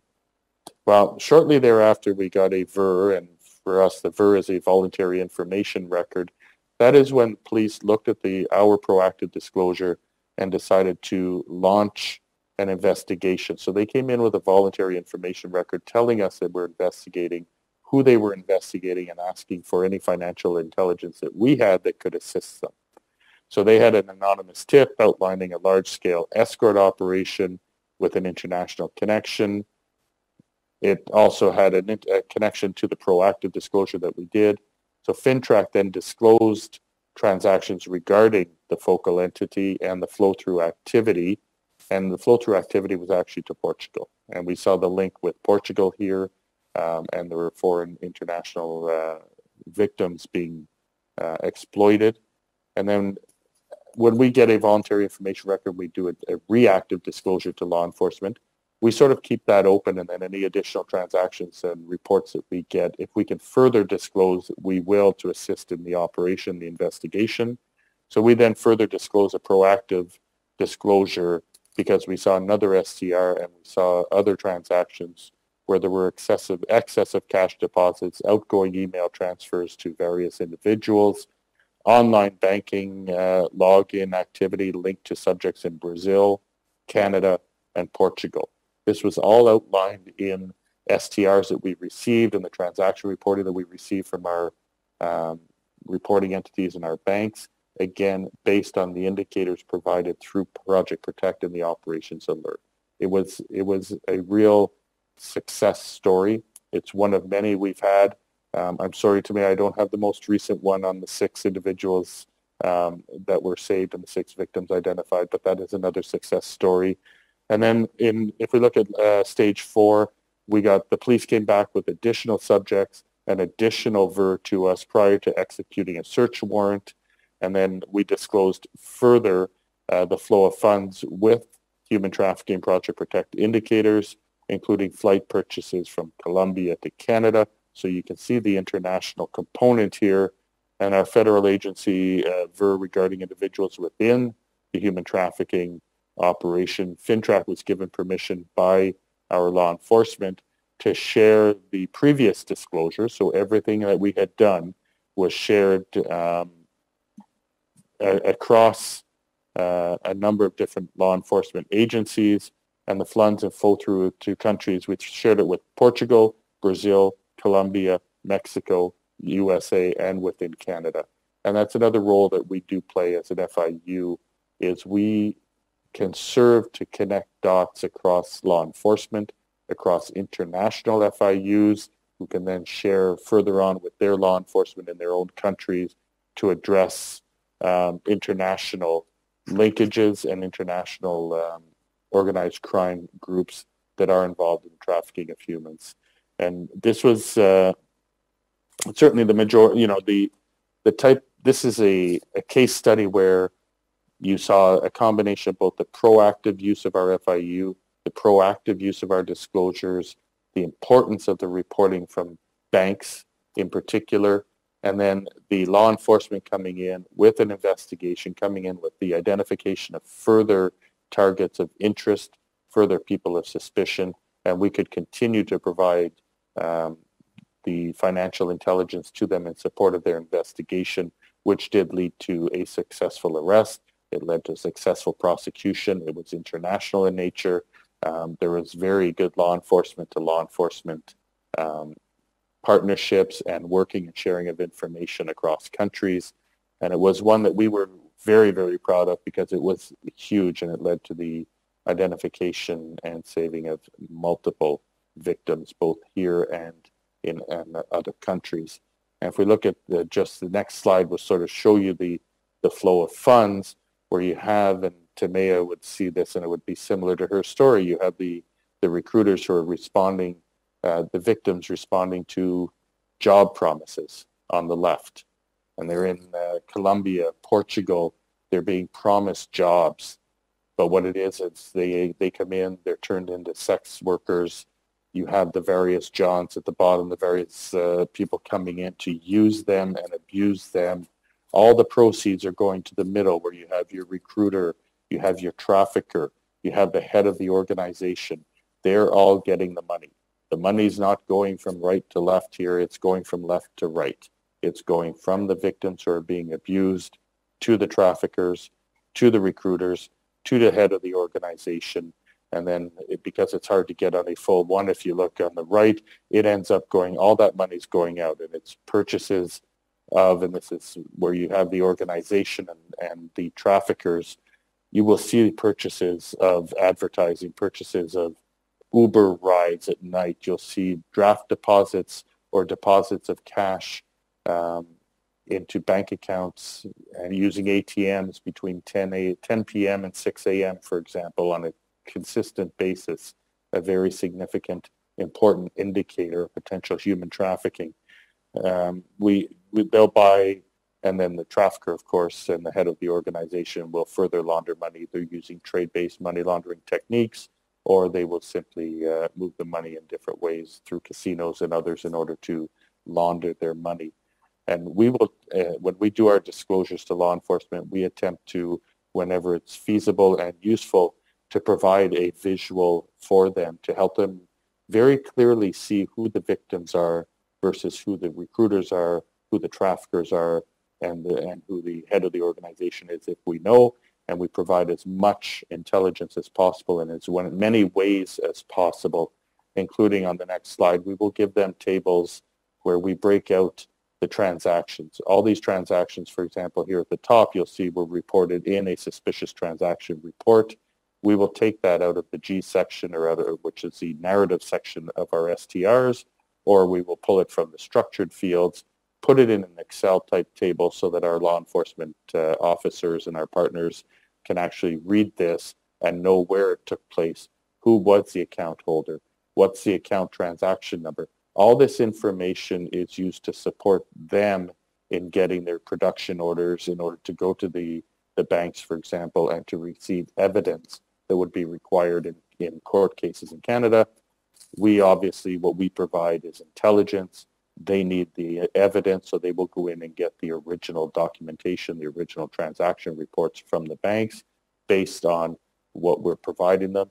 Also extremely useful in providing or in obtaining the MLATs, for example, if you need mutual legal assistance in another country, being able to identify specifically not only the institution at which the trafficker may be holding an account, but the actual account number, the transit number, and so forth. So it would render the MLAT more specific and more likely to be successful and responded to more quickly.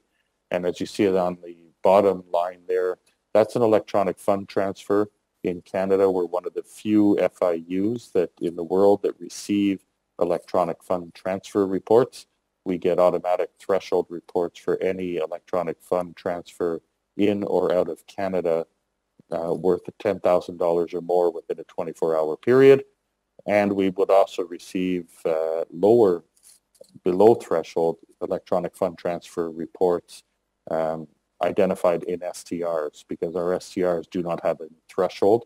So an STR can include references to electronic fund transfers that are below the 10,000 threshold and or may have been taking place in Canada, which typically we would not receive at the threshold level. We only receive those that are in or out of Canada. And then it comes on, we would see the domestic ones through the STR reporting. So the next slide, then I'll just wrap up here. This is just some of the feedback that we receive from our law enforcement partners when we have successful arrests and prosecutions. You'll see Project RIG, for example, 4 people being charged with 43 criminal offenses, thanks to the joint efforts of Kingston Police, Provincial Human Trafficking, Intelligence-led Joint Forces, FinTrack, Canadian Air Transit Security. The number of partners that can be involved in some of these investigations is very impressive. And what we do when we receive this feedback or we receive recognition in the media, for example, and we work very hard with our law enforcement partners to, in as many instances as possible, recognize the role of FinTrack as a partner in a successful operation, because we then turn around and share all that feedback and all those media reports with our reporting entities to tell them that their efforts have been successful, that they have contributed to saving a certain number of victims of human trafficking or any other crime that we deal with, and to guarantee to them that any report they submitted on the topic, on the targets of interest here in this investigation, their reports were used, their reports contributed, they played a role in saving someone's life. And that's critical in terms of the feedback loop that is required between public and private sector partners in order to ensure that the partnership continues and that people see the value in the work that they do on a daily basis. So, Simon, maybe I'll stop there and see if there's any questions or comments, or if that was just way too much information for people to take in at this time of day. Thank you so much, Barry, for sharing this really detailed presentation with us. Really a success story, which is impressing. So, just maybe one question from my side. I mean, you've just shown us you have excellent experience in Canada with setting up these public-private partnerships. You have shown us several examples. Maybe what kind of advice would you give to a colleague in another country, or to colleagues in other countries when they would like to set up such kind of PPP? What were maybe the key success features for Project Protect? If you could find a Timea, that would help. Use her, because she's very good at selling these. But I think for me, the biggest thing is it does come down to relationships. It comes down to partnerships. It comes down to a genuine interest in identifying individuals who work in these areas who have a genuine interest in making a difference and working towards a common goal.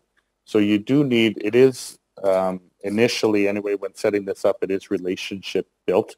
It's based on personalities. It's based on identifying the right people who have the right amount of passion and the right amount of authority to make change happen. So as deputy director, for example, had I not had the authority to make that change happen, this would not have taken off. If Peter Warwick didn't have the authority to get his AML unit in the bank to focus on this, it would not have happened. So you do need initially some people who have the passion, the authority to make a difference, the authority to make change happen. And in order to get the support, I think it is important to look at, again, those areas where financial intelligence can have the most impact to address an issue that will have great societal impact and support. And in Canada, certainly human trafficking, for example, is not only a priority for the FIUs and a priority for our private sector, but it is also a government priority. And having support from the top down, whether it's the CEO in the bank or the government of the day in the country to support addressing the issue, is key to its success. Thank you, Barry. Looking at my watch, we are perfectly on time. It's 3:15 now, so we are taking a break now, and we will continue the event in 15 minutes at 3:30. So grab a coffee, and we see each other in 15 minutes. Thank you so much.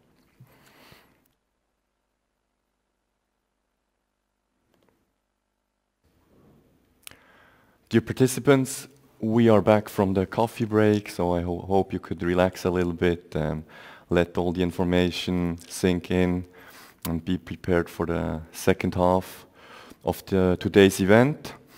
The next presentation is actually by me, so if you could kindly set up or start the presentation. Thank you so much.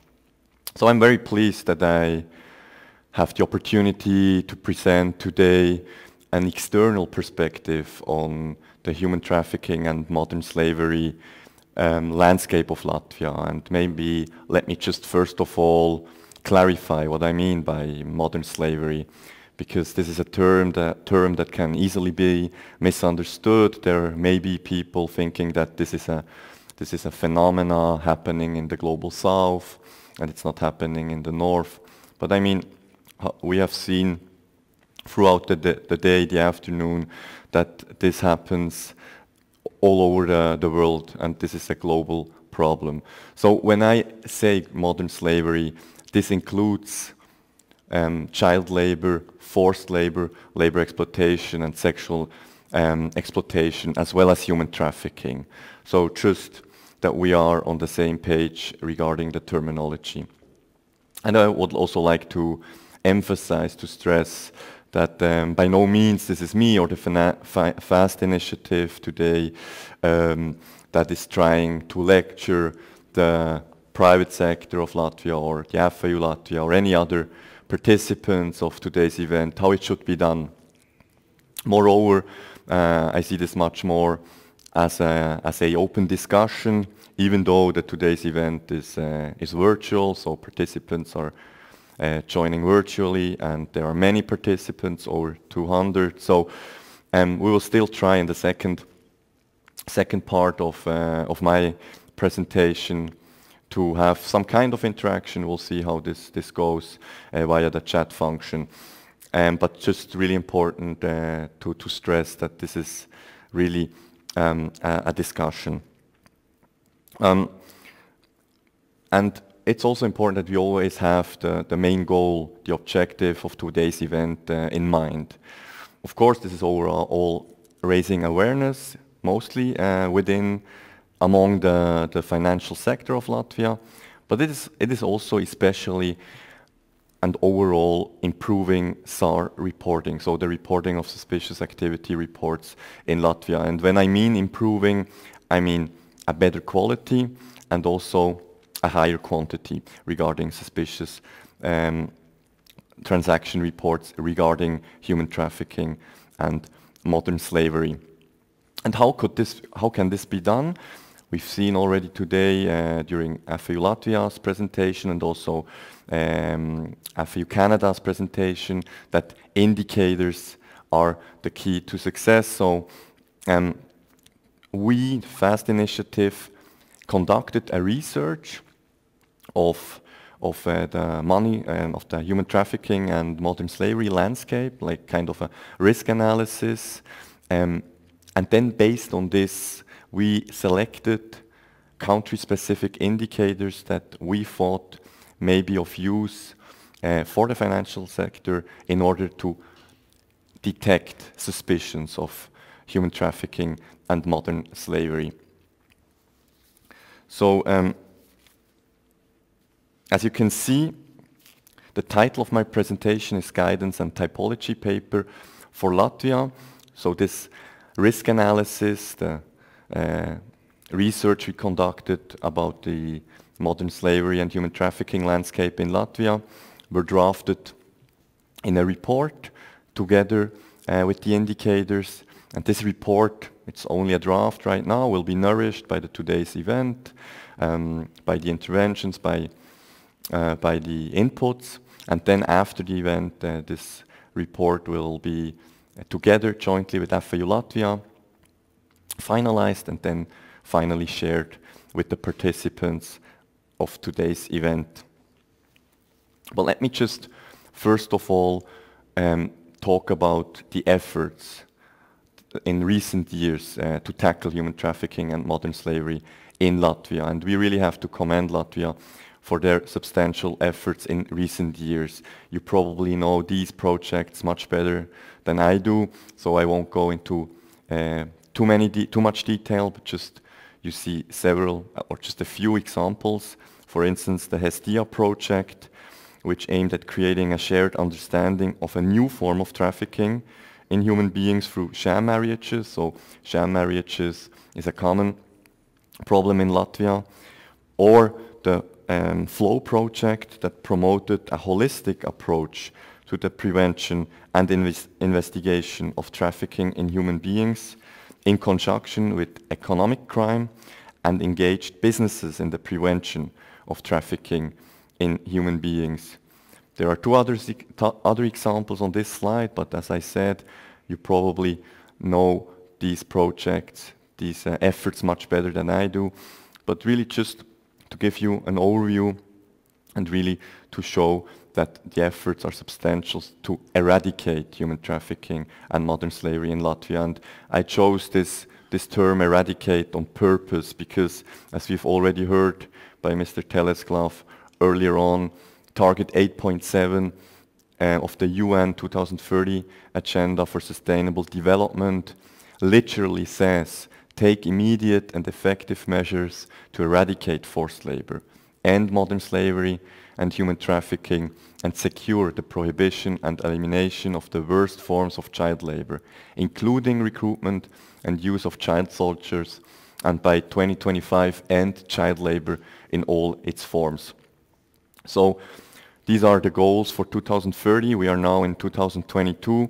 So in 8 years, the goal is that there are no forms of human trafficking and modern slavery anymore on a global scale. So events like ours today are really essential in order to achieve this goal. On the other hand, and we've heard these numbers already several times today, but I think these numbers can't be stressed enough. When we look at the global numbers, estimates of course, but they give an overview of what is estimated when it comes to modern slavery on a global scale.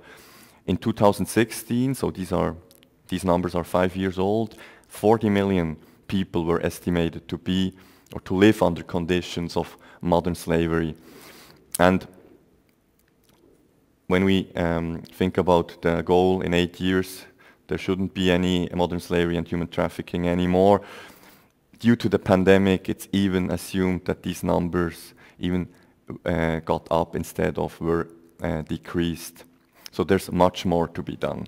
And this makes modern slavery one of the top 3 international crimes, together with international trafficking of drugs and the trafficking of counterfeiting goods. Just to show you some more numbers, figures, we've heard this number several times already, but it always strikes me.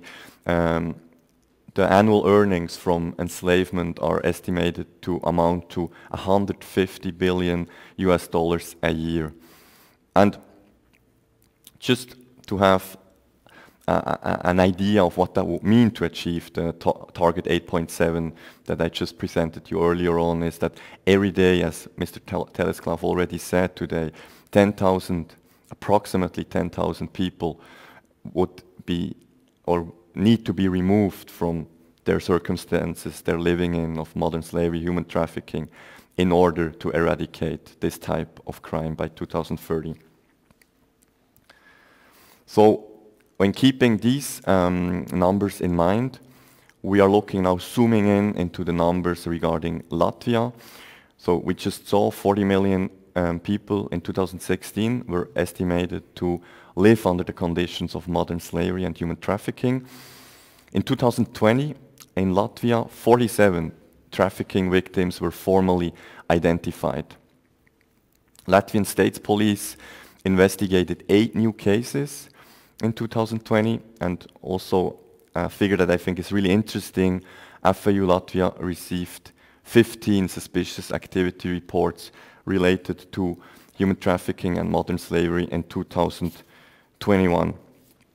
So when comparing these numbers, the global numbers, and then the numbers in Latvia, even though there has been substantial efforts in recent years, one could suspect that the number of unreported cases is quite high.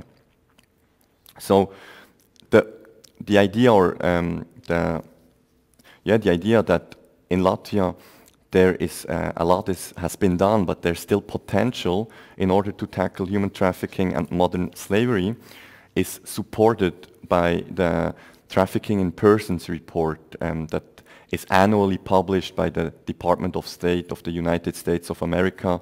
And in the most recent report, Latvia was ranked in Tier 2. So there's always Tier 1 to 3. And Tier 2 means that Latvia does not fully meet the minimum standards for the elimination of trafficking, but is making significant efforts to do so. Today, during today's event, we are having a great number of representatives from the financial sector of Latvia. And as we've already heard today, there are many different connections by the financial sector to human trafficking. And we are now focusing on one specific connections, that is namely that the financial sector handles the proceeds of this particular crime. So when we think that human trafficking and modern slavery is mostly about making money, generating profit, that we realize how important, how essential the role of the financial sector is in order to tackle human trafficking and modern slavery.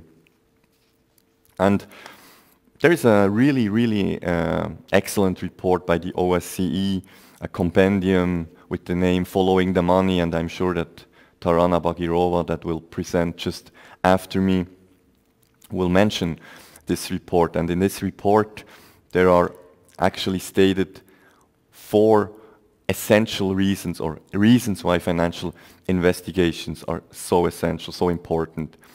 And the first one is financial evidence helps to counter challenges. That's also a phenomena we are seeing in Latvia, that investigations and also in court, people heavily rely on victims' testimonies. And often these victims or survivors are intimidated, they are under a lot of pressure.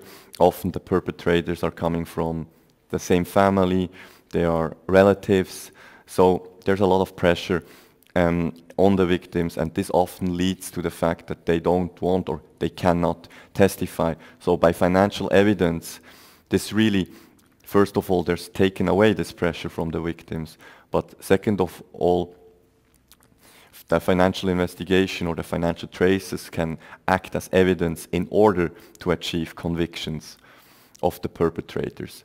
Then another reason is the financial seizures as remedy to victims.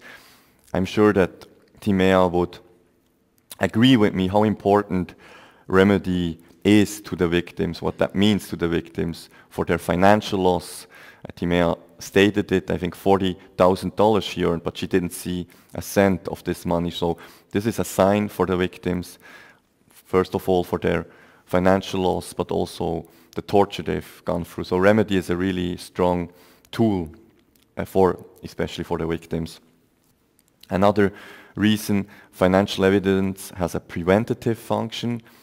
So all the transactions leave traces behind, and if the financial sector and the investigators are following these traces, are following the money, this should be perceived by the perpetrators as a higher risk, and they hopefully would become less likely to engage in human trafficking and modern slavery acts.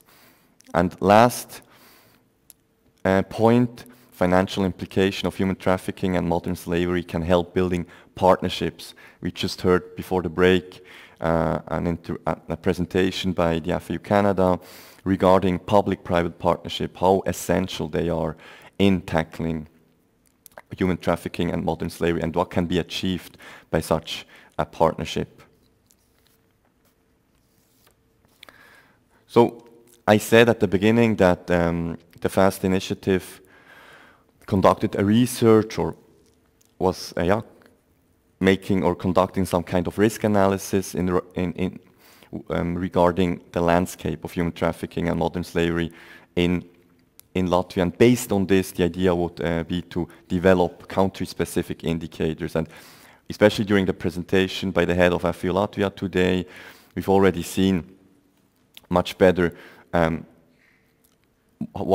the landscape looks like in Latvia. But just to give you a brief overview once again, and I'm really happy that the image or the perception of FAST and also of FAU Latvia is the same. So mostly there are domestic and foreign individuals exploited. I think there has been a shift in the human trafficking, modern slavery landscape in Latvia in the last 5 years. Before, Latvia has mostly been a country of origin, and we have seen some shift there in recent years. And so now there are domestic and foreign individuals that are being exploited. And these are vulnerable individuals. That means they are mentally and physically disabled. They come from dysfunctional families. They might be homeless or just in need of money, in desperate need of money. If they are foreigners, they may not understand the language or their rights and laws they're having in this country. So all these factors contribute to a higher probability that somebody will become victim of human trafficking and modern slavery. As we've seen today during FAU Latvia's presentation, sexual exploitation and forced labor are the most common forms, together with sham marriages. Sexual exploitation, or rather forced labor, has gone up in recent years, but still sexual exploitation remains an important form of modern slavery. And what really strikes me, and I think this makes it even harder to tackle this particular type of crime, is that recruiters are often family members, close relatives or acquaintances of the victims. So people, these victims trust, and this also as a consequence means that victims are often deceived and manipulated. There's not really a form or a use of physical aggression or violence. No, rather these are subtle manners. These perpetrators are engaging into these activities because often the victims know the perpetrators, and this makes it, according to me, even more complicated in order to tackle this form of crime. So based on these findings, on this trafficking profile and broad modus operandi of the traffickers in Latvia, we tried, and you probably know this also even better than I do, there are so many documents in the landscape of also money laundering, AML, but also then specifically human trafficking and modern slavery, with indicators, with typologies and case studies, and often these indicators are maybe not of a big help, or maybe just not helpful because they don't fit the profile, or they're just too broad. And according to FAST initiative, or according to me also, an indicator has to fulfill two conditions, and these were the conditions that were used in order to select the indicators you'll see just right after. First of all, an indicator has to be relevant, so fitting the risk analysis or the risk profile of a country, and second of all, it has to be possible to implement, because an indicator on the paper may look good, but if it's not possible to implement it by the financial sector, it is just of no use. So what the FAST initiative did was to split the indicators into three different types. First of all, the behavioral indicators. That means the way a suspected victim, but also a suspected perpetrator, is behaving in a bank branch, for instance, at the counter. And this is mainly detected by the frontline staff. Then there's the Know Your Customer, KYC type of indicator that is mainly detected by the data collection team. And the last one, the third one,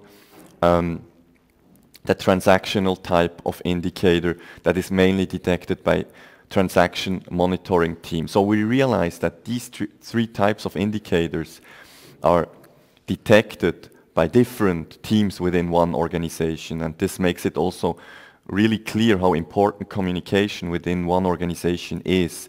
So a frequent and effective communication within one organization is really crucial in order to detect suspicions of human trafficking and modern slavery. And then the second point I would like to make regarding indicators is also that that several indicators together have to be taken into account. One single indicator alone may not be really relevant or helpful. Let's say if a malnourished person is coming to a bank, that doesn't mean that this person is trafficked. It can be, but it doesn't mean necessarily that this person is being trafficked.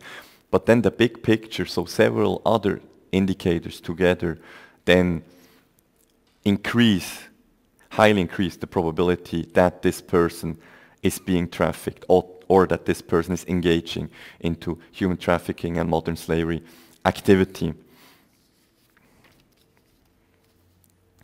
So what we tried from the FAST initiative was to select for each type of indicator, so behavioral, KYC, and transactional, the 10 indicators, so for each category, the 10 indicators that fit the risk profile of Latvia the most. And I mean, we can try it, we'll see how it works out, because you, from the different stakeholders, especially the financial sector, you are the experts. So if you could use the chat function, not slide, or just the chat function of the Zoom application you're using, just maybe if you come up with a behavioral, now we're just talking about behavioral indicators, that according to your experience, you realized that this is really an indicator, or also several together, that shows or increases the probability that a person is being victim of human trafficking and modern slavery, or that a perpetrator or a person is engaging into this kind of activity. So we'll just see now, I will try to open the chat, and I see one comment: geographic behavior, e.g. if transaction move across a specific route. Exactly, that's interesting, because I think we selected one of this kind of indicators, then rather in the transactional type of indicators. So maybe if you come up with behavioral indicators that you maybe have seen personally or experienced in the compliance area of your organization that then finally triggered a SAR to the FAU Latvia. I'll just wait, and otherwise I would just show you. I just thought maybe it would be a little bit boring for you to have 10 indicators. But I will just show to you what we came up as the FAST initiative. I won't now mention all these 10 indicators because we have seen this before. FAU Latvia has extensively talked about indicators, and also FAU Canada with Project Protect showed us how important these indicators are. But for instance, we came up with suspected victim is accompanied by another person and potential trafficker speaks on behalf of this individual, and this goes a little bit into the direction of also another point that the victim reads the personal details from a script, from a form. So it's always a little bit the same pattern. A person that seems really shy, avoids eye contact, has maybe some forms of aggression, or seems stressed, is accompanied by another person, a third person that is talking on behalf of this person. These are all indicators that should be assigned together, also with the other types of indicators for human trafficking and modern slavery. I'm now looking at the chat. There was some traffic, I'm happy. Also a comment, links between different clients, the same address, the same phone number, the same IP address. That's a good link to the KYC indicators we are just coming up with on the next slide. The victim isn't aware of their location. They appear to be in control of the individual. They don't have possession of their own ID documents. That's complementing what I just said. When a victim is coming into a bank branch, another person seems to be in control of this suspected victim. He even has an ID. This suspected perpetrator, even has the ID of the victim. So thank you for these comments. And I think it goes a little bit, or I'm glad to see that this doesn't go totally in another direction than the indicators we came up with. And to go to the next slide, the KYC indicators. I have mentioned it. Thank you for the comment regarding the links between the different clients, the same address, the same phone number, the same IP address. Let's see if this is mentioned here. Exactly. We mentioned the address slightly different, especially it seems that several unrelated individuals live at the same address. The address is in known red light districts. Maybe during the KYC, the onboarding process, the bank employees may realize that false identification documents are used. These are all KYC indicators that show or may lead to the detection of human trafficking and modern slavery. I'm just reading the chat again, not that I'm missing something. Exactly, victim is controlled by a third person, his ID and bank card data also controlled by the perpetrator. And Daniel Telesclav, he just mentioned, thank you so much, that if you have any question and you don't want to come up with a comment now, just feel free to write us an email and we can discuss this bilaterally. And now, last slide, and then I will end my presentation, the transactional indicators. Thank you for a comment here in the chat, unusual profits, deposits for the type, size of the business. So really profits, or rather deposits that don't match the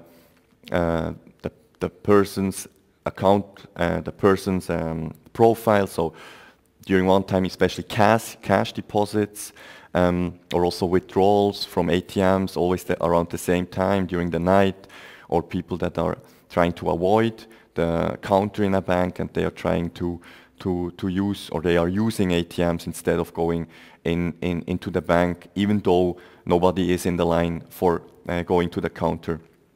And just to mention some transaction indicators on the slide, I don't want to read all out loud to you. For instance, also what we have seen in several documents is lack of living expenses. So this indicates that somebody is victim of human trafficking and modern slavery. So these persons don't use any kind of expenses for food, petrol, utilities, and rent. So there are mostly deposits, but not many.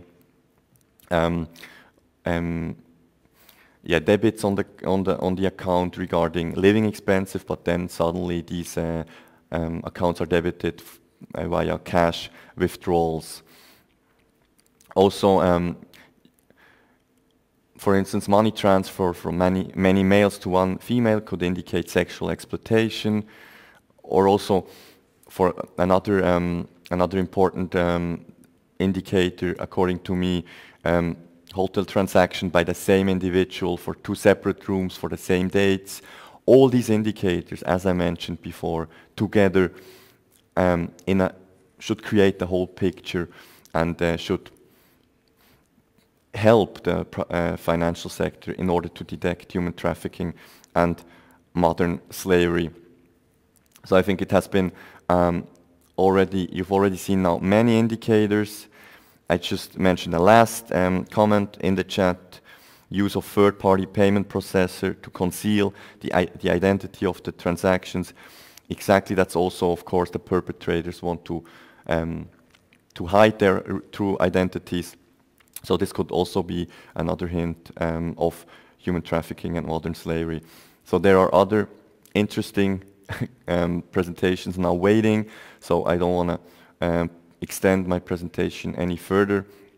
As Mr. Telesklav said, he will feel free to send me or to the FAST initiative an email if you have any other question or comments regarding the presentation, today's event, or specifically these indicators.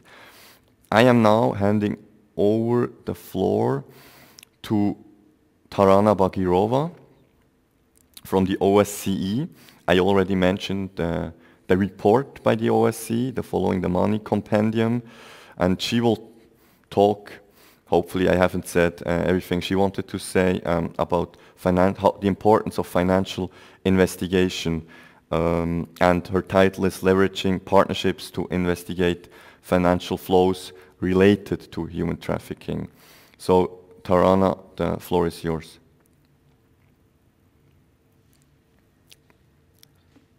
Thanks, Simon. I'm trying to fix here the tech. Very complicated, but okay. Do you hear me? Do you hear me? Yes, I do. Okay, good. Well, thank you very much to the FAST and to the Financial Intelligence Unit of Latvia for inviting us for this roundtable. I'm Tarana Bagirova. I come from Azerbaijan. I've been in the OSCE for the last 15 years or more in various positions, but mostly focusing on human trafficking, organized crime, criminal justice issues, and terrorism. Just a short intro who we are. We are the policymaking office of the OSCE Secretariat. We are headed by the Special Representative, who is the high political figure in the OSCE. And we run different portfolios. We assist the participating states, the 57 participating states, on a different policy guidance on the implementation of the OSCE commitments. So we are all sorts of innovative initiatives. Together with FAST, we launched the financial investigation based on the public-private partnerships. Then we are engaged on looking at the positive use of the tech, prevention of labor exploitation, supply chains, and public procurement practices, and the nexus between trafficking and other crimes like terrorism. So I am the country visit officer. I'm responsible for Special Representative's country visits, which is essentially an assessment visits and drafting of the country reports And I'm pleased to say that we're coming to Latvia on 23rd and 25th of March, and it's exciting to see how much work is already underway in Latvia by the Financial Intelligence Unit, who would be one of our discussion points and stakeholders that we requested the Latvian delegation to the OEC to arrange for the program. So we'll look forward to see at least some of you during the visit in a month of time. So financial investigation based on public-private partnerships is in the heart of our focus to the issue. Back in 2016, I'm happy to see Barry here. Back in 2016, when we were in Canada for the country visits, we were so impressed with the Canadians. They just launched this Project Protect, and it was super innovative. I'd never heard before in the OEC landscape to see how much the Financial Intelligence Unit can do in cooperation with the financial sector and contribute to identification of victims and identification of perpetrators and contribute to the prosecution. So that's how we brought back the idea back in 2016, and then we looked at to understand how much we can do. We tried to engage more financial investigators in our simulation exercise, which is a simulation-based training that we do together with Italian counterparts. And it turned out that not many financial investigators knew what exactly they're supposed to look at or what their role should be in the whole anti-trafficking agenda. That's how then it led us to develop our financial investigation portfolio that is based on public-private partnerships. So as we see more and more that physical cash is no longer central, that means that the technology-based financial services are increasingly implicated. And the case of past years showed us how dismissing this role can result in serious consequences for the financial sector and reputational damage. So to preempt and prepare the financial services to face and manage these risks, the 2019 paper came to light. So can we have the presentation, please? The second slide, please.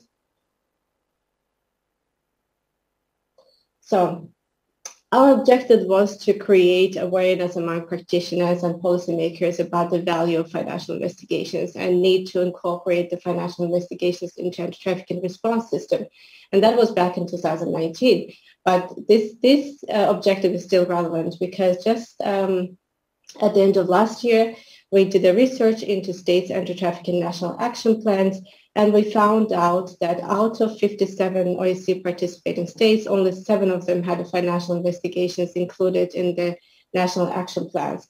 This means that not only the agencies that deal with financial intelligence and data and investigations and private sector, but also traditional anti-trafficking stakeholders need to acknowledge and understand the value of partnering with a range of financial sector and to be closer to the Financial Intelligence Unit, both in the coordination and cooperation.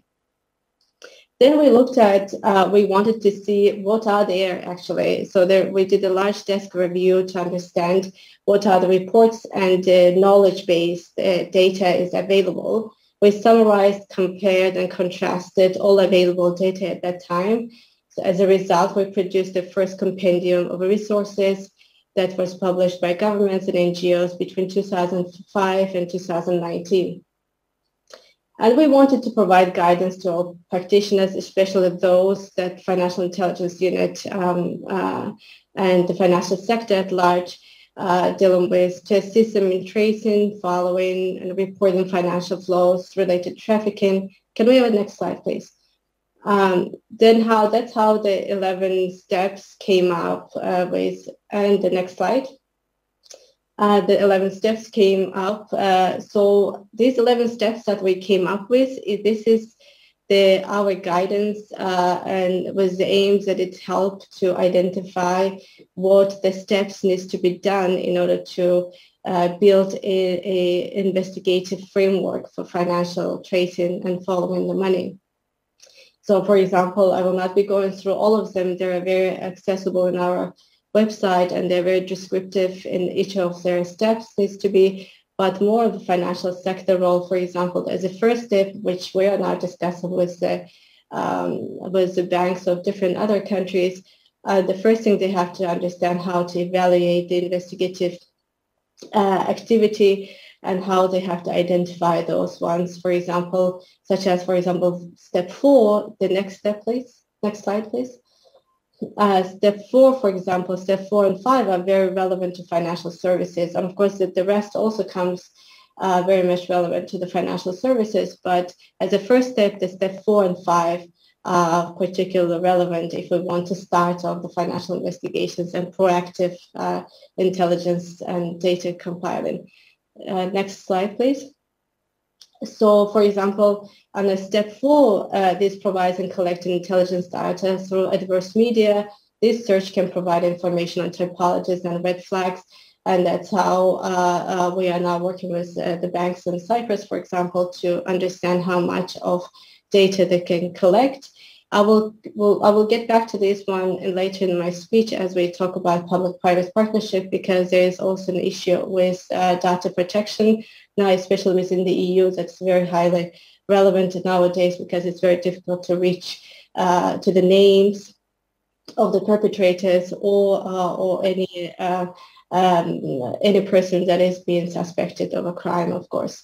The next slide, please. So then finally we synthesized and condensed over 600 red flag indicators, as already Simon introduced. We divided them into 3 categories: behavioral, know your customer, and transactional. I will not be going into the details of them as Simon already did, and thanks for that, for saving the time. But what we found out that these are the indicators that we derived and we extracted from the desk review of a large amount of reports and publications produced by different agencies and governments, that we realized that most of them were duplicative and the majority of them only were focusing on sexual exploitation. So that means there is still a need to understand the red flag indicators related to forms of trafficking other than the sex, such as labor exploitation or organ removal. I saw in the chat there is quite a big knowledge in this room, and I'm impressed to see the number of attendees that already know what kind of red flags are relevant in the context of Latvia. So the next slide, please. So what we should do, last November, together with FAST, we cooperated, we gathered around different practitioners from 12 different countries in an event in London. And we started discussing to understand what is needed, except that there are, of course, tools and publications already there to guide you, but what are the main ingredients for the financial services and financial intelligence units to take on board, also for the anti-trafficking stakeholders. So we discussed several ways and where the actions can be made. So the first of all, we looked at then, like in every single activities or initiatives, I think one of the strongest ingredients to success is high-level support. This is a political will to tackle the issue. This is what we see now in Latvia, for example. It's exciting to see that the head of financial intelligence units already so much hands-on into the issue to deal with. So it's very motivating and encouraging. But we need to advocate with senior executive in the financial institutions and regulators and supervisors and FIUs, just like Barry mentioned, when we're discussing anti-trafficking issues, not just this, it's not just the banking sector we have to look at, but all the FIU as in silos, but we have to talk to regulators and supervisors and FIUs to raise awareness and invest in resources and efforts and issue guidance. For example, the last year, the very recent report of one of the UK think tanks came up with the findings that the 77% of the financial industry did not know how to stop criminal proceeds related to trafficking. Secondly, we need to be proactive. In our view, one of the uniqueness and success of the Project Protect during our assessment in 2016 was that it's a proactive approach.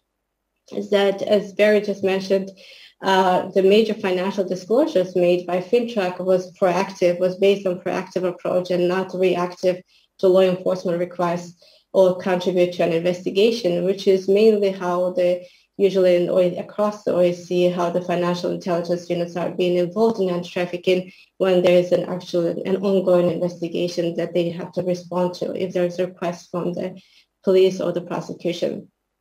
So what's needed is to be proactivity to identify and eliminate the financial flows while being careful about impacts of de-risking, which can unintentionally increase slavery and trafficking risks, which already the colleague from the FAST and also Timea mentioned, for example. But last week we were on a request of a participating states. We met with an FIU and the banks, and we found out that some banks, for example, in that states, refuse to take any customer from high-risk industries. I know the FAST colleague mentioned high-risk jurisdictions, for example, which was wrong to do already by the financial services. But there are also banks that actually do not take customers from high-risk industries, such as in that contextual information was massage parlors. Of course, it's understandable the financial services trying to protect itself from the harm of the customer may cause. However, to impose a blanket de-risking strategy to the whole sector is actually not contributing to identify to the anti-trafficking agenda, especially to identify the victims. Such de-risking has a potential that the victims continue to be in slavery, or they're never been identified, or of course, as there is a plethora of ways and how the businesses operate now, they can turn to cash payments. Also, as Timea mentioned, it was back in 1998, but I think cash payments in some countries, including in mine, is quite relevant now, or other payment types and more clandestine ways of payment types. So if the business wants to operate, they will definitely find a way to operate it. So in that way, we need to be careful how we actually, proactivity doesn't mean a blanket application of the risk into the whole sector or the whole jurisdiction, but a case by case, but also the assessing the market or the pattern of exploitation within the country would be an essential step. Certainly, human trafficking should be included in the national risk assessments and be subject of targeted research to inform the policies and assessment bodies on the findings. This is an area which we will continue to focus on our portfolio and cooperate with partners such as FAST to ensure that the NRAs are aligned with anti-trafficking strategies and national action plans, which is a major gap right now across the OSCE. Fourthly, the survivors, of course, to me was a bright example of how they can actually provide an input, their knowledge, their experience that they provide is very unique and is valuable. So mostly the NRAs and most countries or the national action plans or research-based activities, they are restricted sometimes to the data provided by law enforcement agencies or the authorities. Of course, there's sometimes the consultation with the civil society organizations, but we need to speak with survivors much more often than we are doing now. We need to include survivors in all aspects of our work, designing the program strategies and raising the awareness, and also training personnel and financial services.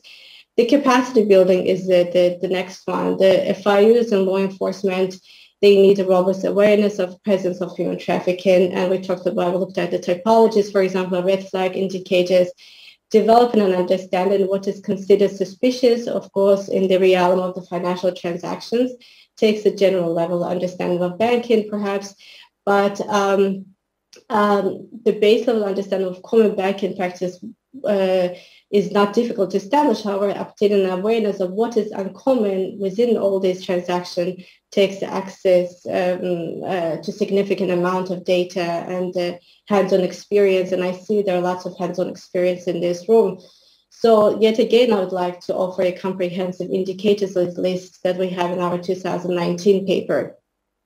And of course, the internet has a powerful tool and for investigators. And as we see during COVID, lots of exploitation actually moved from the streets, like prostitution moved from the streets to the houses, to the hotels, or to the internet. So however, leveraging the internet to the full potential is yet still to be mastered. So it's highly recommended that the personnel is also trained the financial services included trained on how to use the internet with a specialized expertise.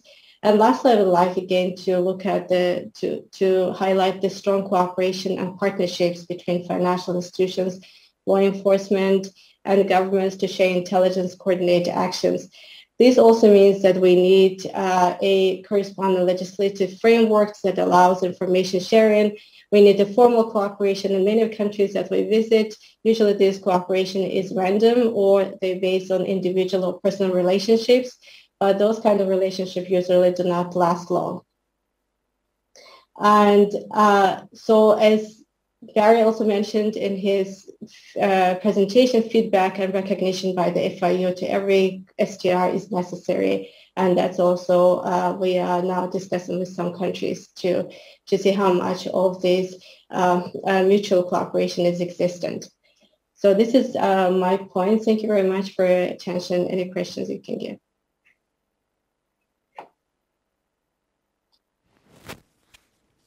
Okay, thank you. Thank you very much, Tarana, Daniel here. A very excellent and comprehensive presentation of the important work you're doing. We have a close and excellent relationship with the OSCE that we value a lot, and we share a lot of the messages. Particularly, I want to highlight and underline what you said about de-risking. De-risking, wholesale de-risking is the wrong approach. That's not what is meant by risk-based approach. I do understand that the pendulum sometimes swings from one extreme, do business with everybody, to the other extreme. But the FATF is about to show and has already produced important information on the detrimental negative impact de-risking can have, not only on vulnerable populations, but generally on anti-money laundering controls. Because what we don't want, we're not always 100% happy with what the banks are doing, but you do still do it fundamentally better than the informal sector where there is no supervision. So manage the risks, and that's maybe also something we will now discuss in the next session, because I have the huge pleasure now to have a panel discussion with two private sector representatives, both from different perspectives and talking to different subject matters. So this is going to be the last panel discussion we have this afternoon before Ilse will come back, join me here, and have a few words on the way forward. Now turning to Laima Letina, who is with me here because you are a local, you are from Latvia, so we have the chance to have you here with us. Please, Laura, stay with us. Maybe we get some additional questions towards the end of our session. Laima is representing Finance Latvia associations, I guess the Banking Plus association in Latvia, and she will speak about, she will ask herself an important question, and I'm curious to hear your answers on how real are statements on modern slavery and human trafficking. Please, Laima. Thank you, Daniel, for a warm welcome, and good afternoon, dear organizers, listeners, presenters.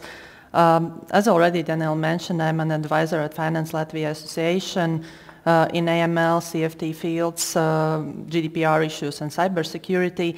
And Laura at the moment presented an excellent view over methodology, but I will express more about overall view of financial sector, about aims, needs, and things we can do to really fight against modern slavery and human trafficking. First of all, please allow me to express my thanks to organizers, FIU and FAST, for bringing this topic in very spotlight here in Latvia. It really was needed. Thank you also for inviting me to this seminar and for giving me an opportunity to express Latvian financial sector commitment to contribute to fight against human trafficking and modern slavery. I would like to emphasize the importance of this seminar and the issue of fight against modern slavery also in the context of the present ongoing fight here in Latvia related to incomprehensible number of fraud cases, when fraudsters with international networks and social engineering scheme knowledge cruelly exploits weaknesses of the people to get their money. Unfortunately, we see that these cases raise awareness about vulnerability of people, which is one of the drivers for modern slavery too, and it means that we really need to pay attention for our risks. I'm starting my presentation with the question how real statements on modern slavery and human trafficking are not to challenge UK companies who have an obligation under their law to publish anti-slavery statement every year, but to emphasize not only commitments but also needs to fight for really to get real. Next. I also won't pretend that I am not an expert in fight against modern slavery, but I know something about anti-money laundering, how it can help to get dirty money away from the criminals and therefore help to fight crime itself. Therefore, I will briefly go through the mechanisms and tools which Latvian financial sector knows here in Latvia, which already proved their usefulness in practice, but which may be improved and adjusted in accordance with FAST blueprint to counter human trafficking and modern slavery more effectively. I didn't intend to talk about this particular topic, but I will briefly add it at the start of my presentation. It's regarding availability of financial services, that it was mentioned as a risk today in a few presentations. As all other EU countries, we here in Latvia, of course, have a regulation regarding basic account, but during the last 2 years, due to concerns that we may have had a major de-risking and problems for persons to get their financial inclusion in reality. We also worked very closely with our regulator, FCMC, and also other institutions to create a clear understanding how AML issues must work in accordance for basic accounts. And we also are very thankful for NGO sector who contributed that we deliver clear message for the persons entering here with visas under very much regimes in Latvian law, how they can get accommodation here in Latvia, how they can access this basic account, what documents exactly need to be submitted, etc. Therefore, giving a clear understanding how availability for them for financial services is ensured.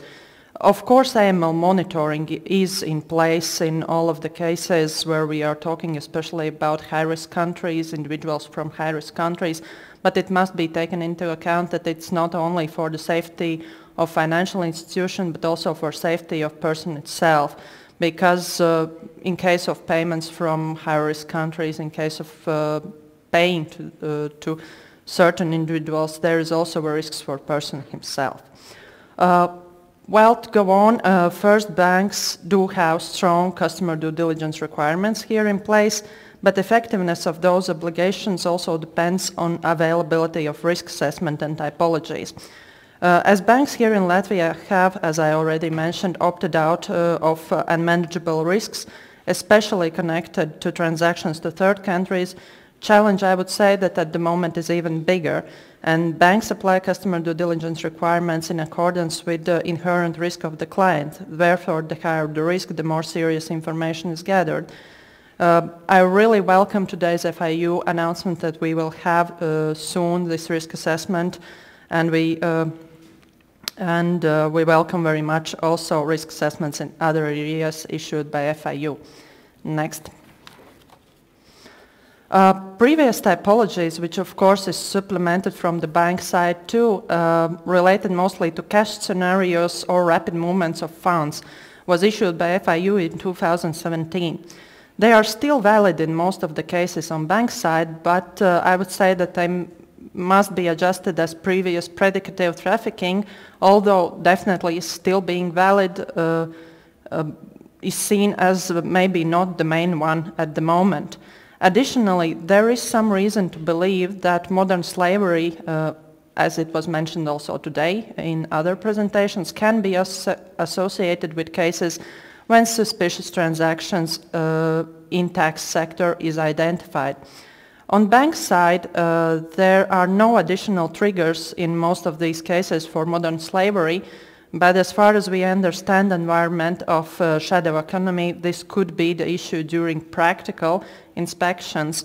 Regarding this point, we need to mention that it is therefore on our side important in the further process that investigation of tax crimes consider also the features and if necessary the possibility of human trafficking and modern slavery is assessed in parallel with these crimes. Next. Customer due diligence, of course, includes a lot of actions, also verification of identification documents, the origin of funds, publicly available, negative information checks, inspection of annual reports, which all may reveal potential connection with human trafficking and modern slavery, but also may not indicate any triggers on bank side. What has been mentioned by the banking sector is that in cases where modern slavery has been identified in practice here in Latvia, unfortunately, mostly this would not have been possible without external information. And this is where one of the biggest keys to Latvia's success in the AML-CFT field is to be mentioned. It is a public-private partnership that addresses both strategic and operational issues under the excellent leadership of FIU.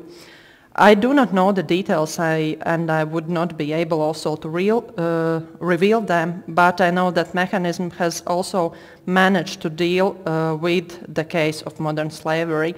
Therefore, from financial sector side, we encourage to use it more and to use it as well as it is possible to fight against these crimes. Next. And as a final topic from my side to add, we definitely must struggle for all sectors commitment to ensure that there is no modern slavery or human trafficking in our supply chains or in any part of our business. First and mainly because it matters, but additionally also because this issue is and will become more and more relevant in ESG context, and because business that tolerates modern slavery have lower labor costs and therefore an unfair competitive advantage over those who do not abuse people's fundamental rights and dignity. And it is definitely not the way how future businesses want to build their competitiveness. I especially raise awareness regarding those sectors who have interaction with the human trafficking issues and modern slavery, because of course financial sector plays a big role here. The financial sector interacts with other sectors too, and only together we can make this puzzle of information to really work. From banking sector side, I can announce from Finance Latvia Association that we are in the process of concluding a memorandum of cooperation in the financial sector regarding prevention of human trafficking and modern slavery with responsible institutions, and that is even more importantly, the non-governmental sector organizations at the national level, which are tirelessly helping the victims and fighting against modern slavery. That's all from my side, and thank you for your attention, and let's seek for information, cooperation, and advantages for those whose commitments are real to fight human trafficking and modern slavery. Thank you very much, Laima, for your presence here and your very clear statements. I don't see any additional questions in the chat, so this brings us to the final session. Can I ask Ilse, the head of the FIU, to join us here, thanking once again Laima for your presence here. And while Ilse is being set up here for joining the panel, good to have you back. Maybe let me start with a few words and then give you the honor to close this webinar. I mean, I have a long list of takeaways here, but I don't want to go through any of them. I hope you had taken a long list of takeaways too from this afternoon. I was very impressed. You know, when I look at the figures, at the amounts of proceeds generated by these crimes, and when I look at the results we achieve to tackle these crimes, I'm getting depressed. However, today, I think what we have seen is leadership. We have seen leadership from FIUs, from financial institutions, from NGOs, and this makes me optimistic that we will be able to speak up and to act. If we manage to get in just a bit more than a year 2 billion people vaccinated, then we can eradicate modern slavery by 2030. It's just a matter of will and of leadership, and what we have seen today are excellent examples. Let me thank my colleague Simon, who is here with us, who has worked hard on the preparations, my entire team, Leona, my colleagues back in New York, all the speakers today have done a great job, especially the early birds in Canada who had to get up very early in the morning to join us here. Greatly appreciated, mes amis. Of course, the FIU Latvia. We wouldn't have achieved what we have achieved today without you, especially your team. Well, strategic analysis, your people organizing this, communications. This was a perfect example of collaboration. We're very grateful for that. But all the 200 and more participants we had today, and your involvement, and hopefully your follow-up. Thanks to the technicians, a perfectly organized session here. This is it's always a bit frightening in this virtual world, but this went better than any other session I had in the last months, and I had a few. Also thanks to our donors, particularly the Government of Netherlands, who is funding this particular work stream. We will continue. We're very optimistic that we should continue setting this good example here in Riga. I think I mentioned it. We'll continue in Hungary, Poland, and Austria. And if other countries are interested, touch base with us. Also FAST, the initiative is a public-private partnership. So we work and we collaborate with individual financial institutions and with finance associations. So if you have any interest to further engage with us, with a UN organization, we are happy to provide you with the necessary resources. Please don't hesitate to get in touch with us. I'm very much looking forward, Ilse, to coming back already now to Riga in July for the big meeting that you're organizing. Wish you best of luck. And again, many, many thanks, and hand over to you for your final remarks. Thank you, Daniel. It was always a pleasure, and this was a pleasure again to work together with you and your colleagues, and I'm especially grateful for your initiative globally, and of course for bringing so many prominent experts as from Fintech, as from NGOs, and of course some other colleagues that participated as speakers today.